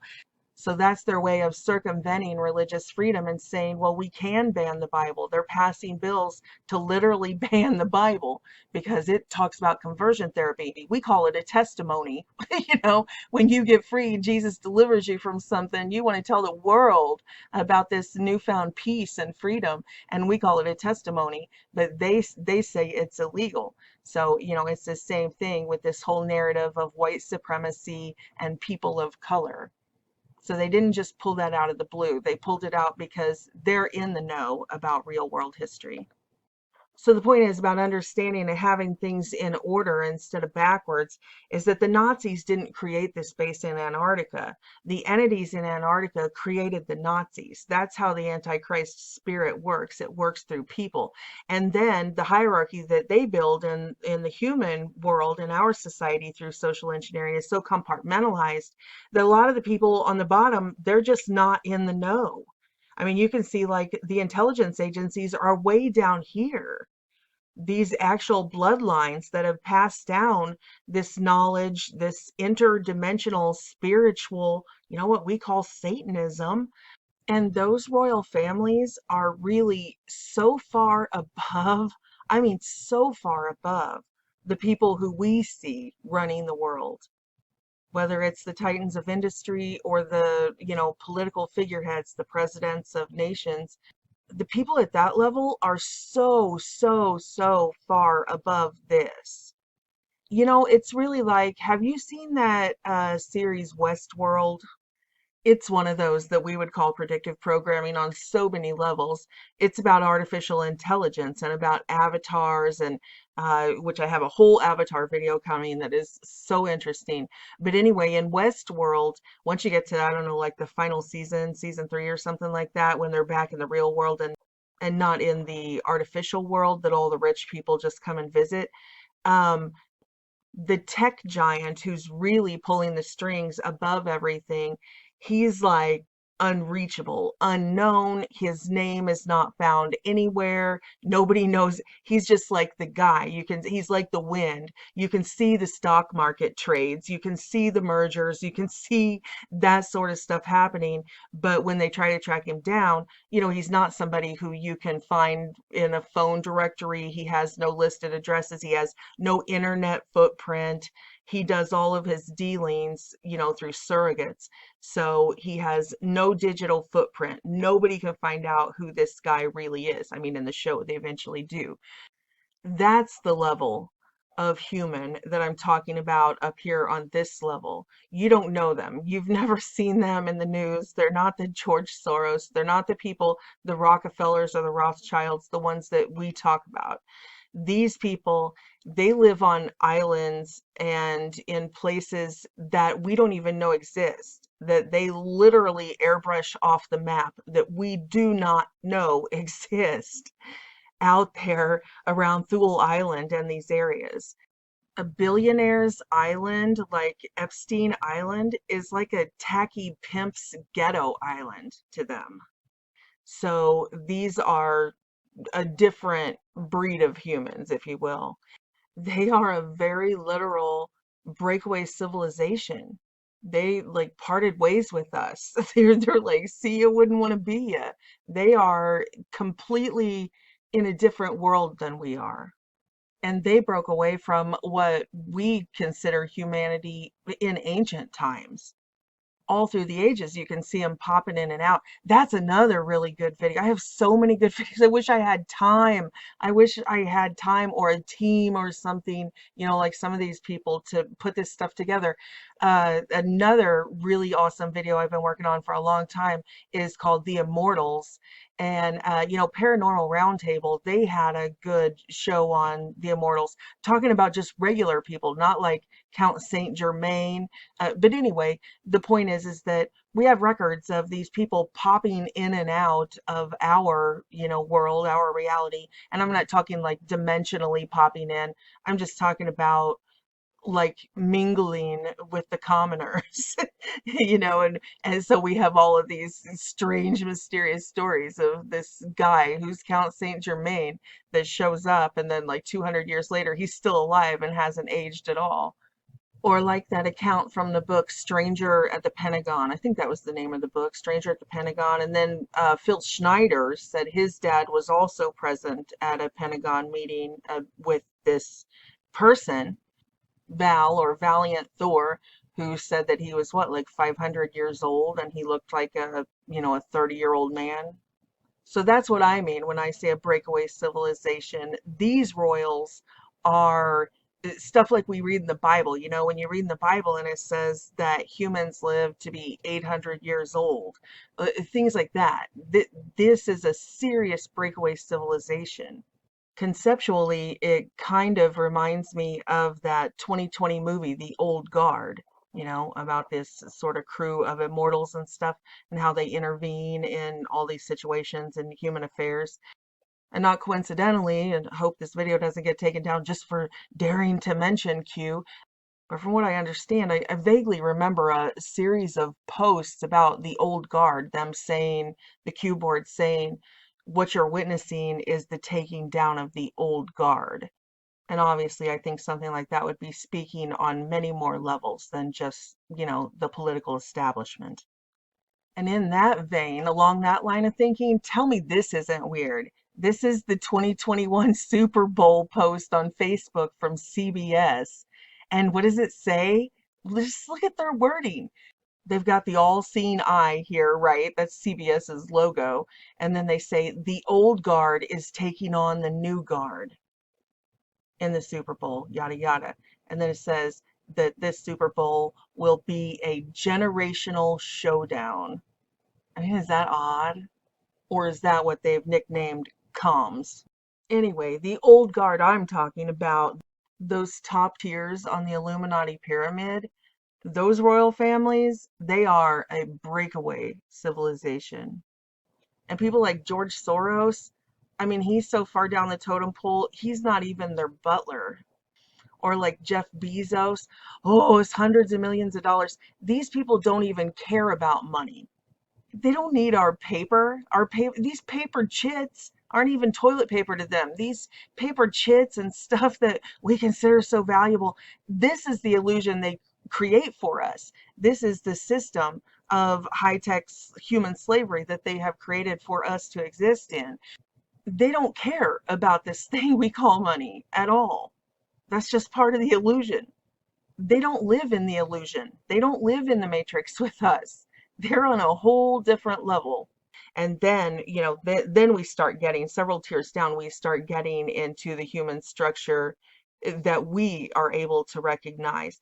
And it's important to realize that even our intelligence agencies who know the most and have all these black ops and all this technology, they're compartmentalized. They don't know everything. Then look, you go all the way down here to our military leaders. So that's the level you start seeing these people on, you know, Bezos, Gates, George Soros, those sort of string pullers. You know, they're not like way high up in these royal families. They're lower level regime people. Jeff Bezos, his grandfather was DARPA. So he worked in the intelligence agencies and with the Atomic Energy Commission. And in fact, the money that Bezos's parents gave him to start up Amazon, of course, the official story is it was started in a garage. You know, all of these multi-billionaires, their stories, their cover story is the same. They just started in a garage. Google started in a garage. Amazon started in a garage. Disney. And we've done videos on each and every one of these, so it's just really funny that they always say that. You always see this meme, what's your excuse? All these people started out with nothing. It's like, no, they didn't. My excuse is I'm not DARPA. There's my excuse. What's your excuse? What's your excuse for being so utterly oblivious to reality? I mean, I get it. Everybody loves a good underdog story. And what a better way to make us love our multi-billionaire overlords than to give them this underdog success story. But seriously, what are the odds that every multi-billionaire technocrat overlord who now is censoring and controlling and crushing opposition, you know, what are the odds that every single one of them have the exact same backstory? It's like Owen Benjamin says, that was one of his funniest skits, was that CIA actually stands for Comedy Infusement Agency, because these stories and names and stuff they give sometimes are just really hilarious. And you can tell they do it on purpose to amuse themselves.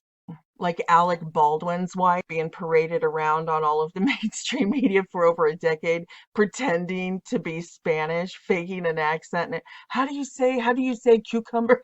You know, when really she's from Maryland. Went to Cambridge. She's just a rich white chick. All the world's a stage. But yeah, they gave her the name Hilaria. Yeah, that's hilarious, you guys. You're hilarious, Comedy Infusement Agency.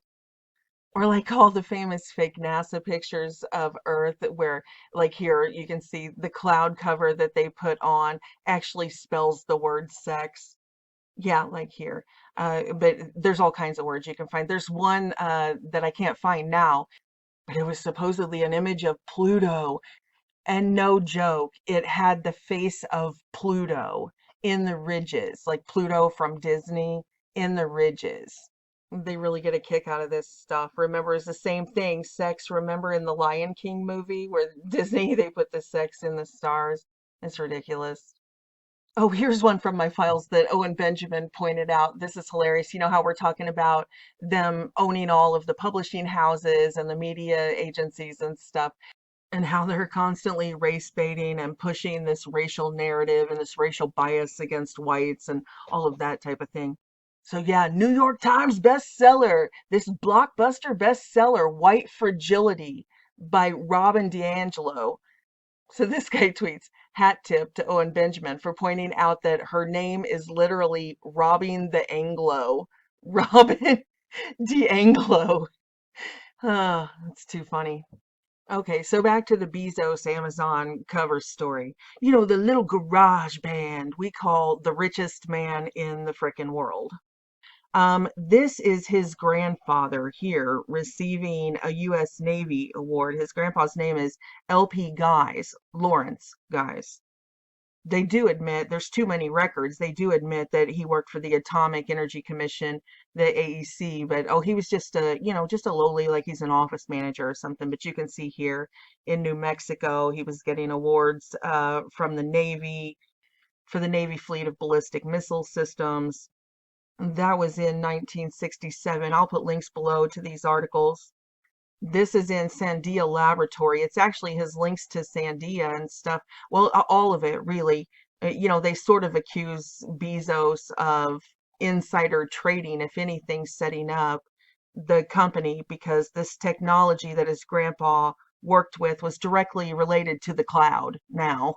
So that, he obviously had foreknowledge of all of this. It's just like Bill Gates, he was just, so smart as a little grade school kid or high school kid that IBM, just financed him. And that's how Microsoft got started. When in reality, it had little to do with Bill Gates. It had to do with these families and it had to do with IBM.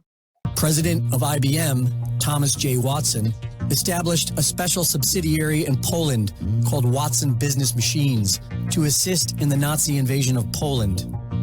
This business continued throughout the war, and IBM managed the entire operation from their headquarters in New York. The Nazis were rightly admonished for war crimes, but not Thomas Watson. He went on to create the IBM World Trade Corporation and passed IBM on to his son. His granddaughter ended up marrying Margaret Sanger's grandson. Bill Gates' father worked on the board for Planned Parenthood, and his mother worked on the corporate board for IBM, who Bill partnered with to create Microsoft. With no medical background, Bill Gates then went on to become the world's foremost pusher of vaccines and population control.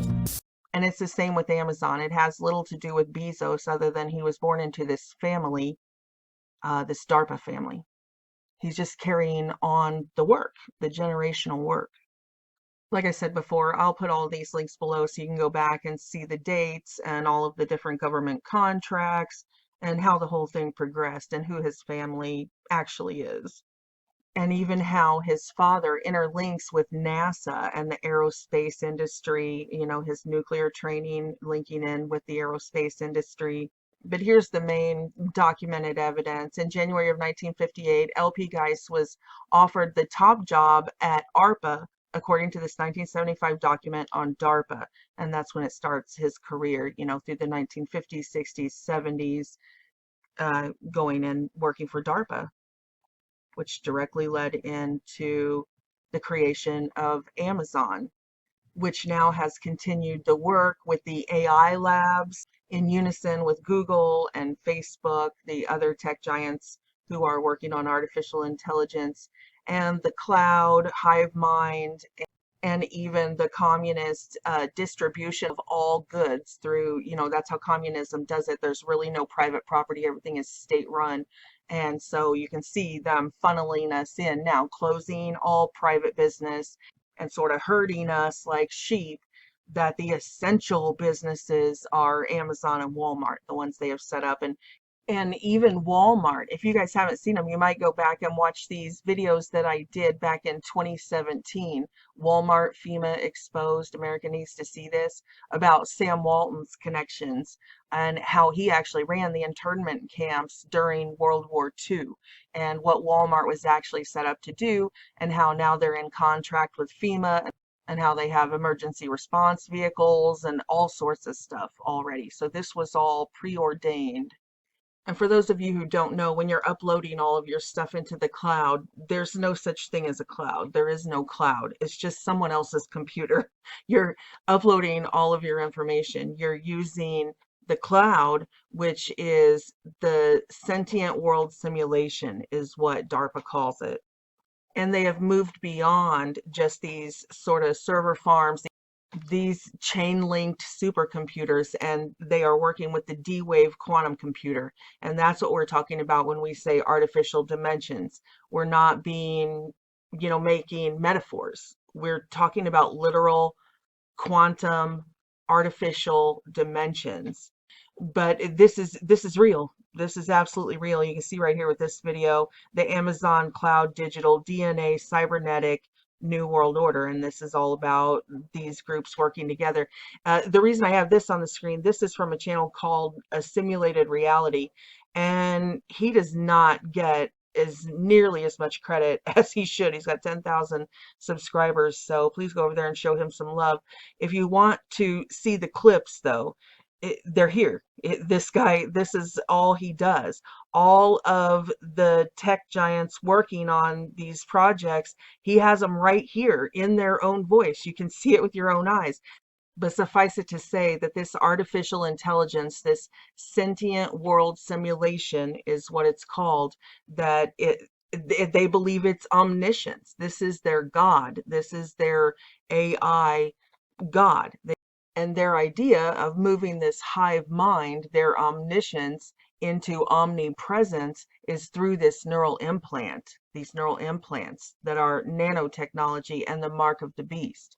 So this is really happening in our lifetimes. But anyway, I want to keep going and get to these giant stone windowless megaliths that are hidden in plain sight in all of our major cities.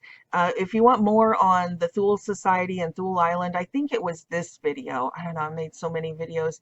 I think it was Black Goo, because Black Goo is programmable matter, and that's where I talked about matter and the material world and virtual reality and the artificial dimensions and all of this sort of stuff. Well, in there, I'm pretty sure that that's the video where I talked about Thule Island, because it appears that's what the Falkland Island Wars were about. Right here, the Falklands War was a 10-week undeclared war between Argentina and the United Kingdom in 1982. So, of course, we know that most of the Nazis, or several of the Nazis, escaped to Argentina. The conflict began on 2 April when Argentina invaded and occupied the Falkland Islands, followed by an invasion of South Georgia the next day. There are many whistleblowers, military men, who were there in person and saw that they were removing this, that's where we get the term black goo, barrels and barrels and barrels, stockpiles of this black goo, this sentient oil type artificial intelligence programmable matter, because it had to be stored at very cold temperatures to keep it inert. It was, stored down there by Antarctica in these sort of cave underground structures. And I know a lot of people jump to the conclusion that, oh, it's alien, sentient, like it was always there. And, I tend to lean more toward the theory that, again, this is one of those Nazi high-tech projects. And that was their stockpile, that they have been producing this.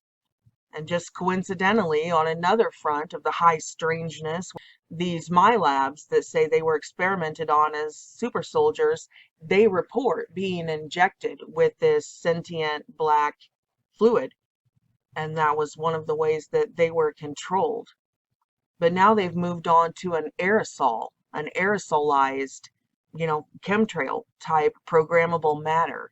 And I've talked about that in that video, and I think the Faces in the Clouds video. And you'll notice Secretary of State Pompeo just said, just a day ago, was that February 4th?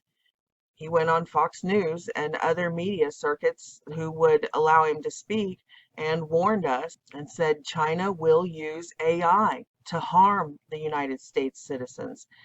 So this plays into what we're talking about right here, but it also plays into these megalithic stone windowless NSA hubs. AI is a huge part of the new modern warfare. And they're not just going to use it, they are already using it on multiple fronts of this battle. I mean, Big tech is using AI. They've taken Nazi book burning to the next level. They can write these algorithms like seek and destroy missiles. It's not like the Nazis did it where they like physically had to get their hands on copies of stuff. They can just write an algorithm and send it out and use AI to seek and destroy every dissenting voice, to remove every person from the platforms, every book from Amazon they don't want. Eventually, I mean, this takes revisionist history to the next level because we've always had artifacts that are left behind, books, paper. That's why I say now, get yourself a paper copy of the Bible. Get yourself a paper copy of, the documents that you want. I have stockpiles of documents, files and files and files of carts of files of hard copies of stuff, because there is going to come a time where this stuff is going to be scrubbed, where they're going to be way further along than they are now. And look how far they are along now. Okay, so I really want to start talking about some of these giant buildings and skyscrapers.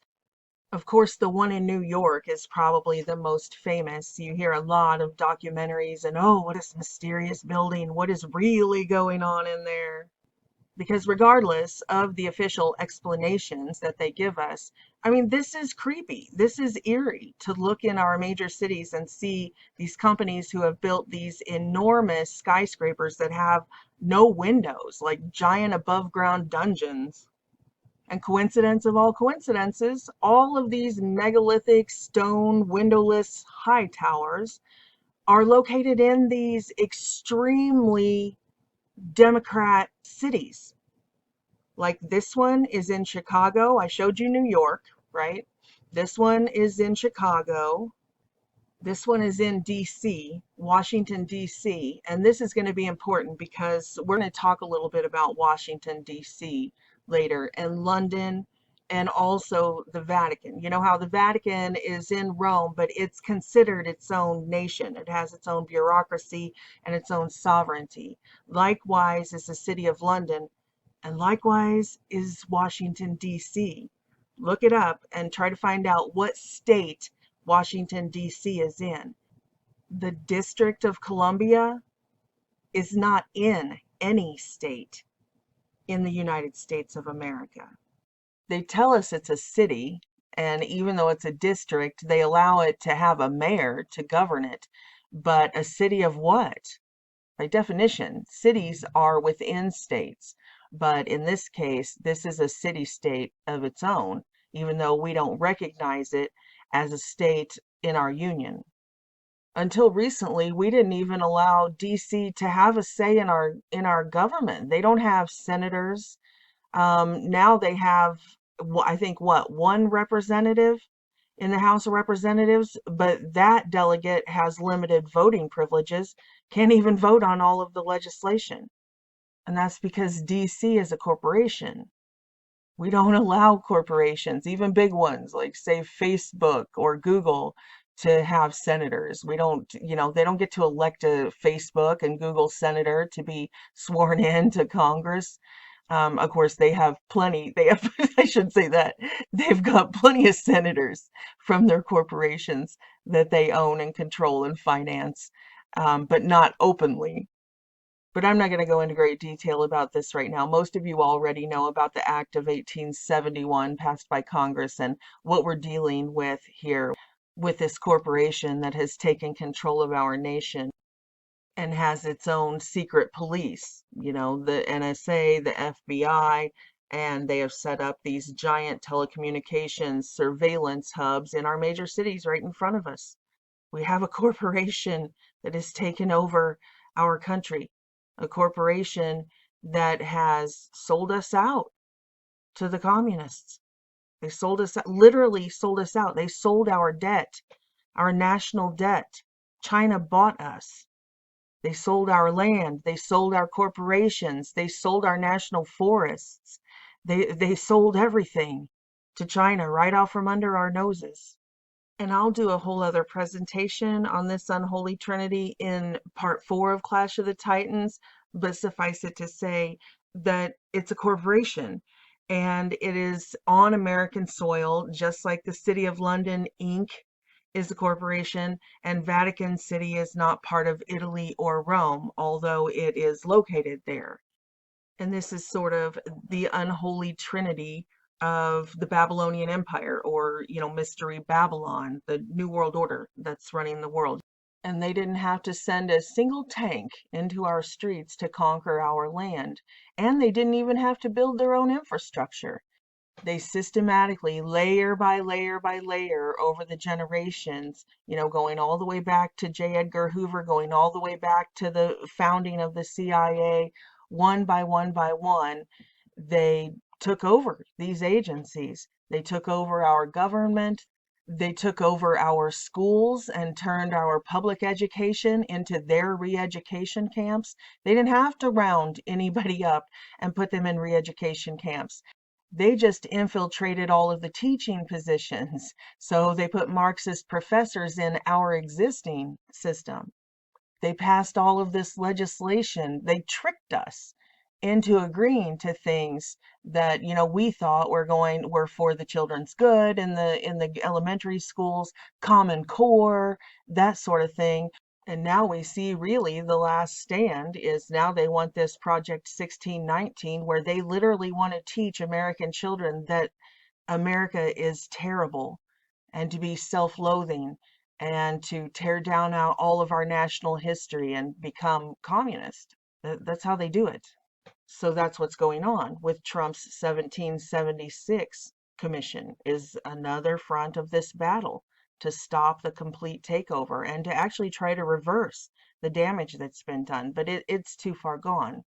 The entire establishment, I know people want to go back to the status quo, but I don't see, personally, it's my opinion, I don't see how that can be done short of taking down the entire establishment and rebuilding our society on the founders' intentions, a free society, and maybe something like school vouchers so that people can go to whatever school. Then you would have a free market. These charter schools could succeed. Homeschool parents could succeed. Small groups where you could homeschool, maybe 10 children, a few families together.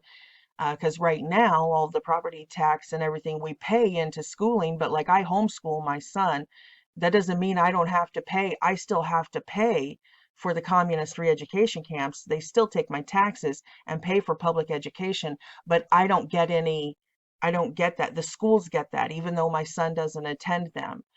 And in that first Clash of the Titans video, I put that Trump quote in there where he said that about the FBI. He thinks that, is there any way to save it? It might be best to completely abolish the FBI and start over with a patriot intelligence agency that doesn't work for all of these corporations and the communist countries and all of that. They've spent years and years trying to weed out the treasonous traitors, and there's just an endless supply. You see, when it came down to standing up for the Constitution, there was like maybe a handful of people. So yeah, even though we infiltrated their New World Order, we infiltrated their corporation, and we had our president of the corporation in there, and he was firing people and, trying to clean it up. I don't know that there's any way to clean up the corporation. And I think that might be what we're living through here, is that's the decision they have come to. And that's sort of Trump's specialty, right? He has gone through a couple of bankruptcies and restructuring in his giant empire. So perhaps that's why the generals picked him, is because they're going to bankrupt this corporation and we're going to live through a restructuring. But anyway, back to these giant stone megaliths in our cities that house the secret police of this corporation. Here's the one in Washington, D.C. Here's the one in Seattle at 1122 3rd Avenue. And this is why I took the time to throw in the puzzle piece about Jeff Bezos and Amazon and his grandpa being DARPA and all of that. Because the high-tech Li-Fi frequency experiments being conducted in that Seattle area, having to do with these TITANpointe towers, have been directly traced to Amazon. This bottom video on the screen, Whistleblower Tells All Frequency Experiments on Unwitting American Cities. In that video, the one here with the on the bottom with the dead birds falling from the sky thumbnail, in that video I play the whistleblower testimony out of his own mouth, who worked for the corporation who had a contract with Amazon to broadcast these frequency experiments over large swaths, entire city blocks, that type of thing, in the Seattle area. And then all of that ties into the optogenetics and all of the stuff that we talked about in those presentations. Again, all of those patents and videos are shown in this video that I put up. And then even further, all of that ties into the information that I showed you in this video on the screen right now, shocking Jeffrey Epstein connections you won't see on the news. Everybody knows that he was funneling money under this philanthropist sort of scenario into Harvard and different projects. And in that video, I show what those projects were, and they're all related to these neural implants, ECOG. He was literally working hand in hand with companies in China, working to access the human brain, mind control through smart apps, through like phone apps. And he was funneling money, or his foundation was financially funding this ECOG company, where they were doing those experiments starting with pets. So don't buy into what the mainstream media is telling you, that this is all about 5 girls, or even that it is only about human trafficking. And all of this directly ties into the optogenetics that we were talking about with the quantum dot tattoo and the nanotechnologies. And it's no coincidence that Bill Gates is centered in Seattle, as well as Amazon is centered in Seattle. And these protests that we have seen where they're taking over entire city blocks are centered in Seattle. And this whistleblower in here all these years ago, many years ago, even before I posted it in 2017, named specifically that Amazon was involved with this experimentation. And, you know, it didn't seem to make sense back then, because people were saying, well, you know, Amazon's just like a retailer, but they're not. They're DARPA and deep state distribution. Okay, so back to these windowless stone megaliths hidden in plain sight in our major cities. There's 2 in Gavin Newsom's great state of California, out there on the communist coast, one in San Francisco and one in Mayor Garcetti's Los Angeles. You know, snitches get paid, Garcetti, right here. This windowless concrete, I think it's 17 stories, building right in the middle of Los Angeles. Of course, just coincidentally next to this giant all-seeing eye landing pad. There are at least 8 of them, as you can see here on the map, and of course one of them is in Georgia. Yep, you guessed it, in Georgia, in Atlanta, Georgia. So officially, these are AT&T buildings. You'll notice some of the smaller ones and newer ones will actually have an AT&T or the residue of where they took the Bell logo off of them.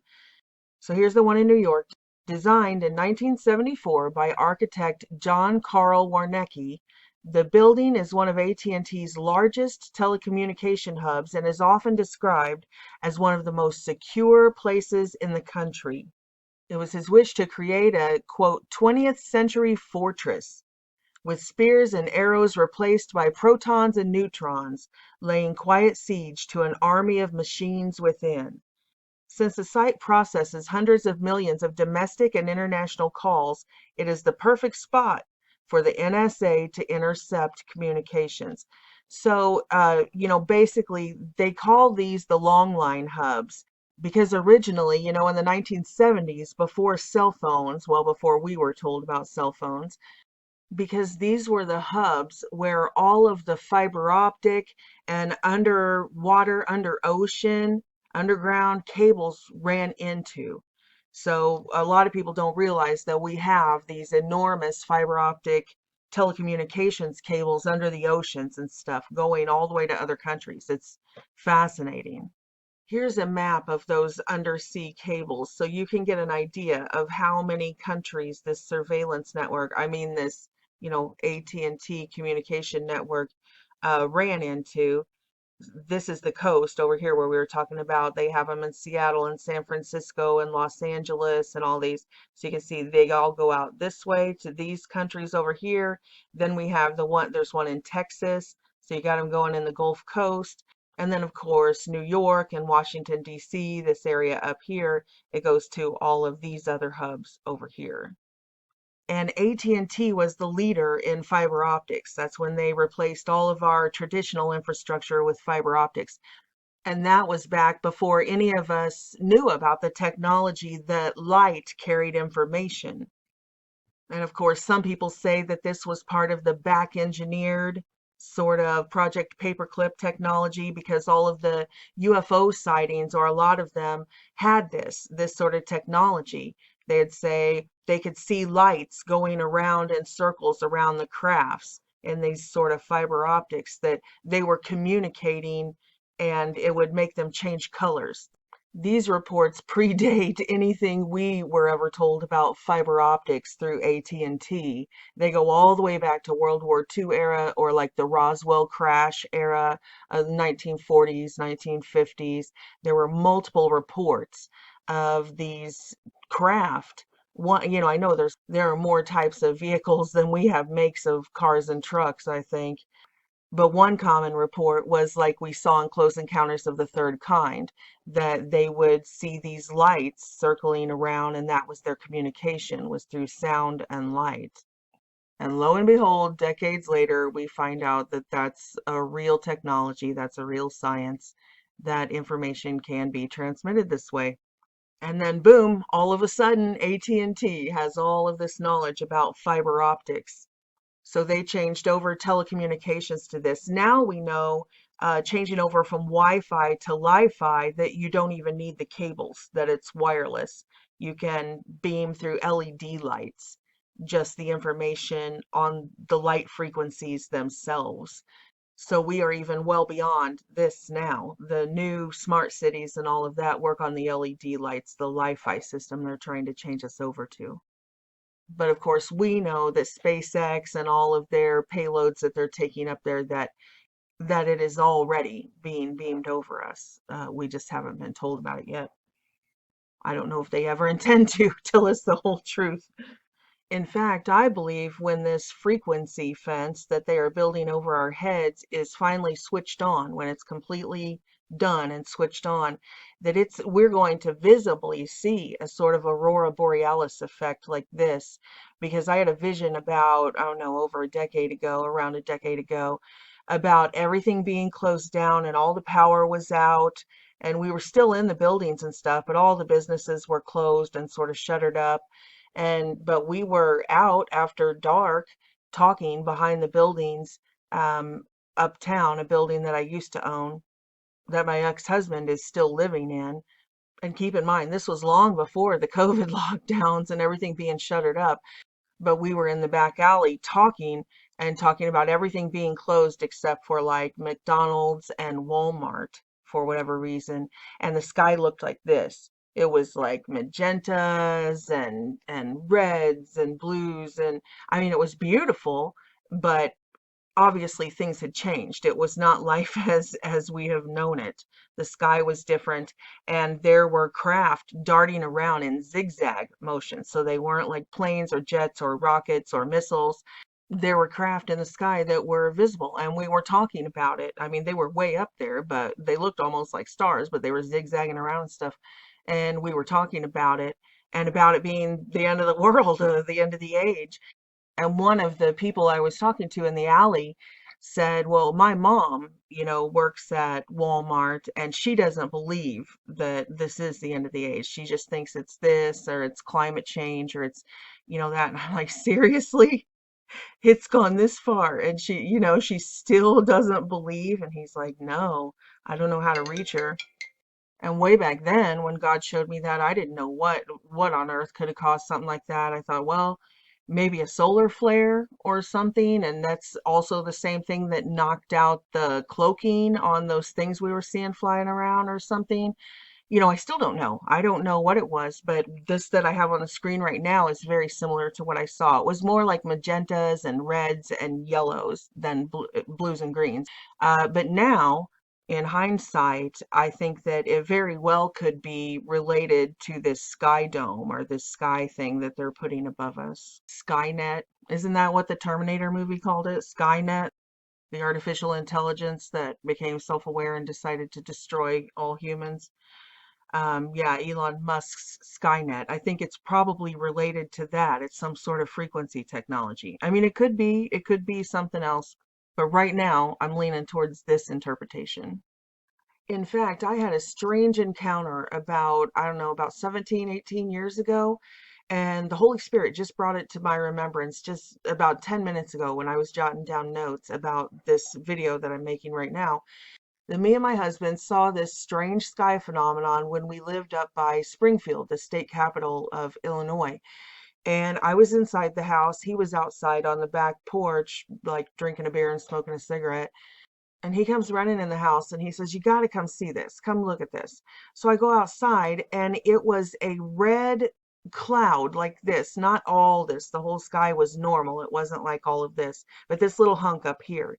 It was like this. It was like a red light in the sky that covered about 3 blocks above our house. But it was way up in the sky, but not high up in the sky like Aurora Borealis. In the lower atmosphere, like where airplanes fly, it was like that low. And it was very isolated. It wasn't like this where it bled into the rest of the sky. It was like a light, just like this, red in the sky, a red circle in the sky, or oval. And we stood out there and watched it for almost 10 minutes. And after about, I don't know, 7, 8 minutes, fighter jets came in. And I know fighter jets. We don't even have, or from up there anyway, I think the closest Air Force base would be a couple of hours driving distance. But yeah, within 5, 6, 7 minutes, fighter jets came roaring in over our house. And it was dark. It was pitch dark out, besides this red light up there. And so, I couldn't actually see them. But when I was in the Marine Corps, I worked on the flight line. That was my MOS. So, I worked and lived on the flight lines. My barracks was, always within eye shot of the flight line. And I know what fighter jets sound like. This wasn't anything else. I know what it was. And it sounded like 2 or 3 roar showing up. And then as soon as the fighter jets started coming in, the light started getting smaller. So when you're looking straight up at the night sky and it's all dark, except for just this red cloud light, it was hard to tell if it was going up, like going away and getting smaller, or if it was shrinking, like it was being turned off, like dissipating, getting smaller. But that was the effect that it had, like it was fading out and getting smaller. And that was it. And then the fighter jets turned around and went back the way they came. And the whole sighting from beginning to end lasted about 10 minutes. Now, at the time, I only told a handful of people, like, "Hey, we saw this. It was really weird. Did you guys see that last night?" And just moved on with our life. And then, I don't know, maybe 4 or 5 years ago, Minister Paul, who lives out in California, he posted a video saying, "Has anybody else seen this red phenomenon, this red light, cloud-like phenomenon? I saw this over my house." And I was like, "No way. That's exactly what I saw all those years ago." So anyway, now in hindsight, I believe that the Lord allowed me that experience for just such a time as this. Now that we understand these technologies and we understand targeted individuals and frequency targeting and stuff, now a lot of this makes sense. And presently, that's what I believe that I witnessed. I really, really do. And it's even come out in the mainstream news about the frequency attacks on the U.S. Embassy in Cuba, how those people got sick, and all the way back in the 1970s, the frequency attacks on the U.S. Embassy in Moscow, where they were beaming it from another building. not like from the sky, but just from another building in the vicinity, another tower, a skyscraper there in Moscow. They were beaming it at the US Embassy, and those people got cancer and all sorts of stuff. And then we had the frequency attack on what was it, the USS Cole? Was that the ship? The US ship that all the power went out on? So the point is, I think all of this is related, and DARPA has been doing these types of frequency warfare and experiments and beta tests and stuff for a long, long time, for decades, even though, we're kept in the dark about it. We're just told to chalk them up to mysteries and sky phenomena. But the reason why we call this TITANpointe is because of the NSA whistleblower, former CIA employee Edward Snowden. His leaked documents said that 33 Thomas Street is an NSA site codenamed TITANpointe, from which the agency has tapped the likes of the United Nations, the World Bank, and at least 38 other countries under its controversial surveillance program. And now this is what we were talking about, the supercomputer hammer that was used in Obamagate, Russiagate, to spy on Donald Trump and like all of his associates and everybody. They're spying on everybody. Like Edward Snowden said that. He's like, your cell phone, they're listening to all of your calls. They have it all on these supercomputers. And for some reason, back then, when Edward Snowden leaked those documents and everything, it was a shock to everybody. I'm like, how could that be a shock? But yeah, when Snowden leaked that stuff, most of the country was like, no, the NSA denies it. But yeah, obviously, it's TITANpointe, and it's a network, and they surveil every country and every person and everything. This is where they are running and building the sentient world simulation that we talked about earlier. This virtual reality that in the early days, in the 1950s, this AI, this virtual reality AI, they experimented with chemicals to tap people's brains into it. So that's what a drug does. It bridges a synapse in your brain. It's like an extension cord, two ends of different circuits that don't usually touch. That drug, that chemical fits perfectly in there and bridges those. So that was the, Elon Musk's brain, his Neuralink implant, but with chemicals. So the CIA initially experimented with LSD on the masses, and then now DMT, to let people experience that singularity, that trip into the AI, the artificial dimensions. And people don't know what they're experiencing, and they say, oh, it's a spiritual experience and all of this. They don't know that that's not a real dimension, that they are in the artificial dimension, the AI singularity dimension. But it's not the 1960s anymore. So hopefully with the technological advances, people are starting to wake up and realize when they see the machine art like Deep Dream, they can start to make the connection that the quote unquote machine elves that everyone has been encountering since the CIA started passing out the LSD and everything, that's why they are machine elves. They are machine art. It's part of the artificial dimension. And it also, for people who have the bad trips, it's also a good lesson to them, because this is hell. It says that God says that people who take the mark of the beast and link into this, they will beg for death and never be able to die. So that was one perk of the drugs wearing off. Anybody who's been trapped in a bad trip, the drug does eventually wear off and you get out. But these neural implants, these new nanotechnologies, they're designed to be permanent. So I mean, that's hell, to be trapped in that torture, in that bad trip, forever and ever without end. So when these tech giants tell you, oh, this is immortality, to upload your consciousness and everything. Well, yeah, immortality, eternity, just think about that. For those who have had a handful of good experiences, just think about that. There is a bad side. There is a flip side. And when you see that, and then you realize that there's no escape ever, then you'll know, atheist or not, that hell is real. And if you don't know what I'm talking about, please do go over to my website. It's always on the screen, at the bottom of my screen through all of my videos. Please go over there and look at some of these videos where I lay out the patents and the evidence and all of it. This one here, COVID quote virus and computer virus are the same thing. Bioweapons, it's biohacking our brain, biohacking our DNA, smart viruses, neural implants, optogenetics. So this optogenetics video is so important to understand what these NSA buildings really are. And you will have to go to my website to find that video now because YouTube took it down. You can see here, it's a 4-hour and 55-minute presentation. I show the clinical tests. I show them doing it on a mouse's brain. I show all of it in there. The Department of Defense presentation where they suggested using a flu-like coronavirus to implant CRISPR-Cas9. It's CRISPR-Cas9 technology.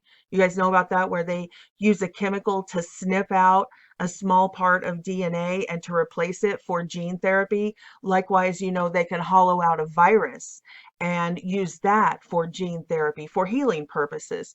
But you can do the same thing to put these nano neural implants in us, which is a more permanent fix. The drugs, the experiments the CIA did with the drugs, those were very temporary. And so they wear off and you come back to this reality out of that dimension. So they're looking for a more permanent solution to that. But anyway, you'll have to go to my website to watch that presentation because as you can see right here on the screen, YouTube removed it. They just did this past week. It was up for a few months before they caught me, and it had about 40,000 views. So some people did get the information.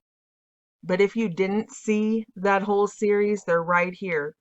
It starts with this one, Skyquakes, Artificial Dimensions, Machine Elves and Ghosts, then the Hive Mind in AI, Virtual Reality, and the DMT dimensions. Then this one about Dr. Carla Turner, that's fascinating about virtual reality. And then the COVID one right here. Tons of really important information to understand what we're talking about right here with these NSA telecommunications hubs. And it's so much more than just an NSA spy hub. You know, that's the common, oh, we've really figured it out. TITANpointe is just an NSA spy hub. And Edward Snowden released some of the documents. And, you know, I appreciate all of the information that we can get. I do appreciate the things that Edward Snowden has brought to light, but when we talk about this Hydra situation and double agents and unmasking double agents and this type of thing, I did a video on Edward Snowden, who his wife was, who his father-in-law was, all of that. YouTube took it down and threw it down the memory hole a long time ago when they did one of the first Q purges. But one of the takeaways from that is don't let it escape you that when Edward Snowden did that, he went and took refuge in Russia and China. So who did he know in Russia and China? And that's where I go through who his wife was, who his father-in-law was, and all of this. So yes, he did release United States documents. He did.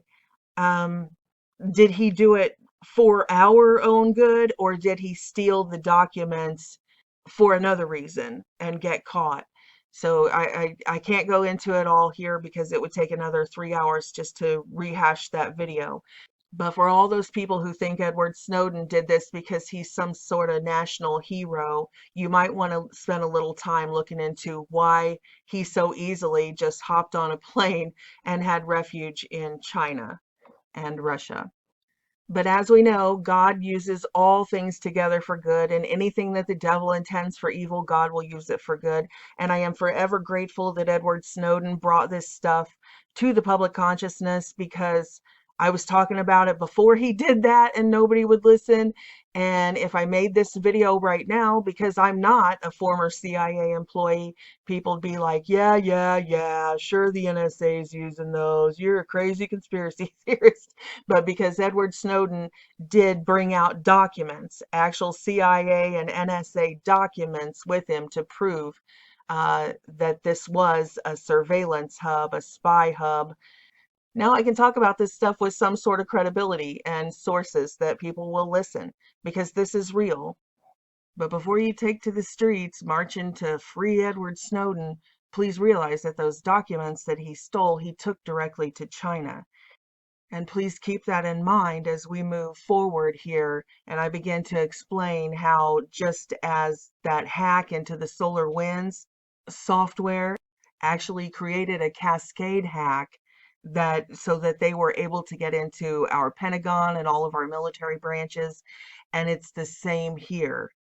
They needed the infrastructure information that Snowden provided them so the communists could take over our own surveillance infrastructure.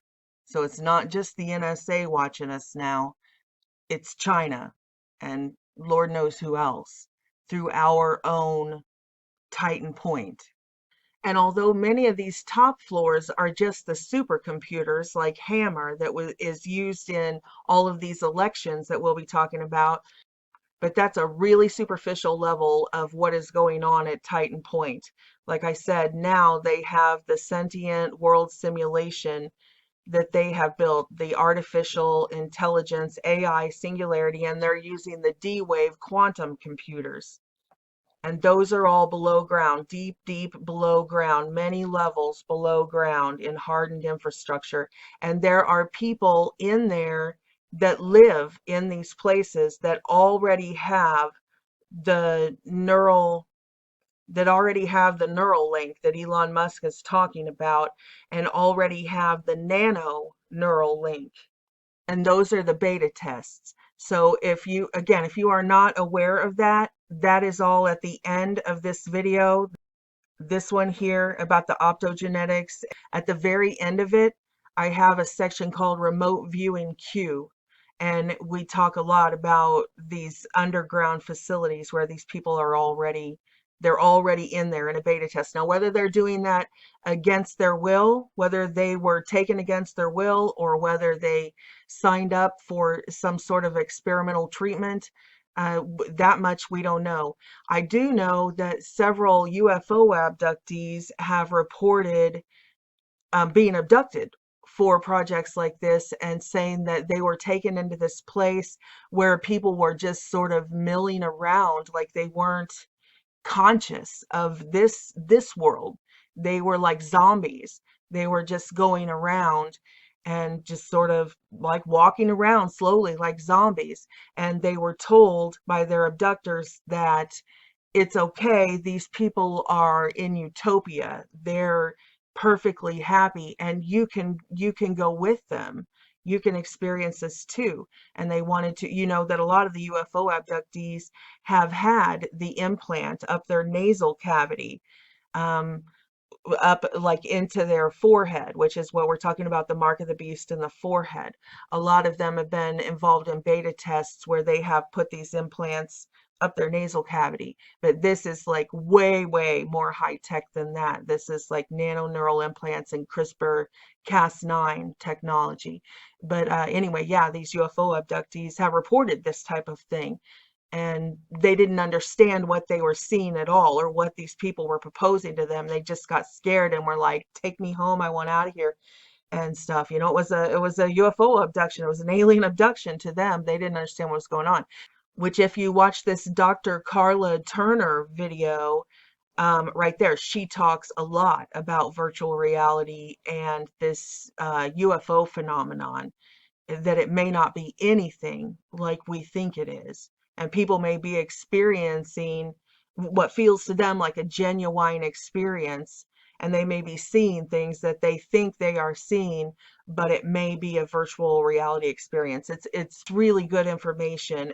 So I highly recommend it. If this stuff that we're talking about now seems far-fetched, then just please go listen. Just please hear us out and let us show you the scientific evidence and where we're really at as a human race.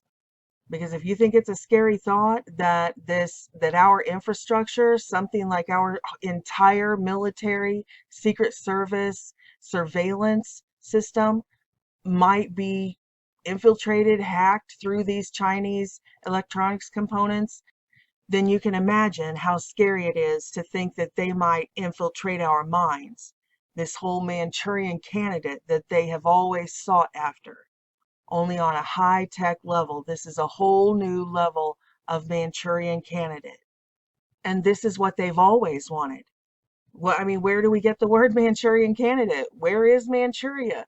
Oh, it's an exonym for several large overlapping historical and geographic regions of Russia and China. Oh, those are the same two nations that the generals, like General McInerney, just told us that we know with specificity accessed our election infrastructure through smart apps. Oh, and those are the same exact nations that Jeffrey Epstein was doing this ECOG research with. This is MK Ultra on steroids, that they could actually have accessed what I've just been talking about, that is in the bunkers of TITANpointe. If you still think this is far-fetched, here's one more video I'd like to recommend. It's called Scary Frequency Technology, 5 Scientific Examples of, quote, Possession. And I put it up in February of 2018. And I have several examples in there of these, I don't know if I can say, I've said everything else in the video, I might as well just say it, of these mass shootings that we have had in our nation.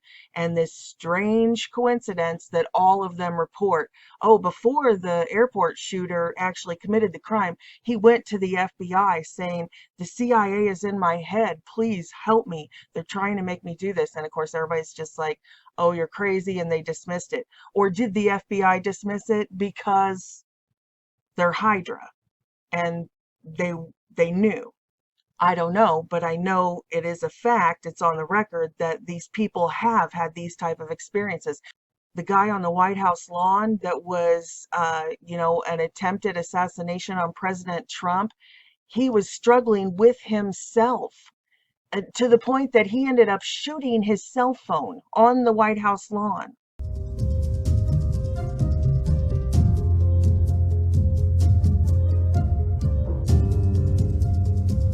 Oh, I have so much more to say on this Manchurian candidate and on this topic. I'm going to have to cut this off, though, and go to a second part, because my podcast and some of the other platforms, I have to keep it under 3 gigabytes. So I have to keep it under 3 hours to upload there. So what I'll do is I will go ahead and try to wrap this up, kind of find a breaking point right here. But if you are interested in this type of information, then please do come back for the second part, because I haven't even gotten to the good stuff yet. I'm going to talk about how this ties into the missing 411 phenomenon. And one that just happened recently since the COVID thing was, again, in Seattle. A gal in Seattle got in her car and just headed off to college and never made it to the college. Instead, just drove as far as she could until her car ran out of gas, then got out, walked up this mountain, got to a certain point, took her clothes off, folded them up, laid them next to her, and sat on a rock. They found her alive. And after they got her checked out at the hospital and everything, she said that she could not remember. There was a point where something else took her over and was doing the driving and making her walk to that spot. And all she could say is, I don't know. I don't know why I did that. I have no idea what possessed me to do that. And that's a common report for the people who are recovered from this type of an incident. They say the same thing over and over again. You guys have seen the surveillance videos of people just doing weird things, like the gal in the elevator in China, or, the gal in her driveway, or the missing CDC doctor that I talked about in that optogenetics video. These sort of targeted individuals, or people who are perfectly fine, and then all of a sudden their behavior changes and they just walk off somewhere. I want to talk about all that. Then I want to talk about this story about SEAL Team 6 that's going around. This guy right here, Aaron Vaughn, who the mainstream media told us died in 2013. Yet it appears he just popped up on TikTok last week, completely alive, telling a different story. A strange cryptic post that ends with him talking about having his mind wiped. And I also want to talk about the Henry Groover visions about the Chinese and Russian invasion of the United States of America, and how he said, and that was many, many decades ago that he had that, but one of the first things he saw before the invasion was these communication towers or communications being taken down. I'll play it for you exactly when I have time in the next half of this video. But the food for thought I want to leave you with on that is that we have always assumed when we saw these massive explosions that this would have to be the enemy taking out our communications. But what if there comes a time that our own military has to take out these telecommunication hubs to set us free, to save us? Okay, so I'll continue with all of that. And then the new whistleblower testimony that Lynn Wood dropped from a witness inside these intelligence agencies. And we'll just keep flowing with all the other updates about Lynn Wood, and Sidney Powell's case has been taken up by the Supreme Court. So much is going on, and we'll circle back around to Myanmar and what's going on with them arresting all of their politicians, and how our United States politicians are all up in that mess, and what we might expect to see in the coming months here in our own nation.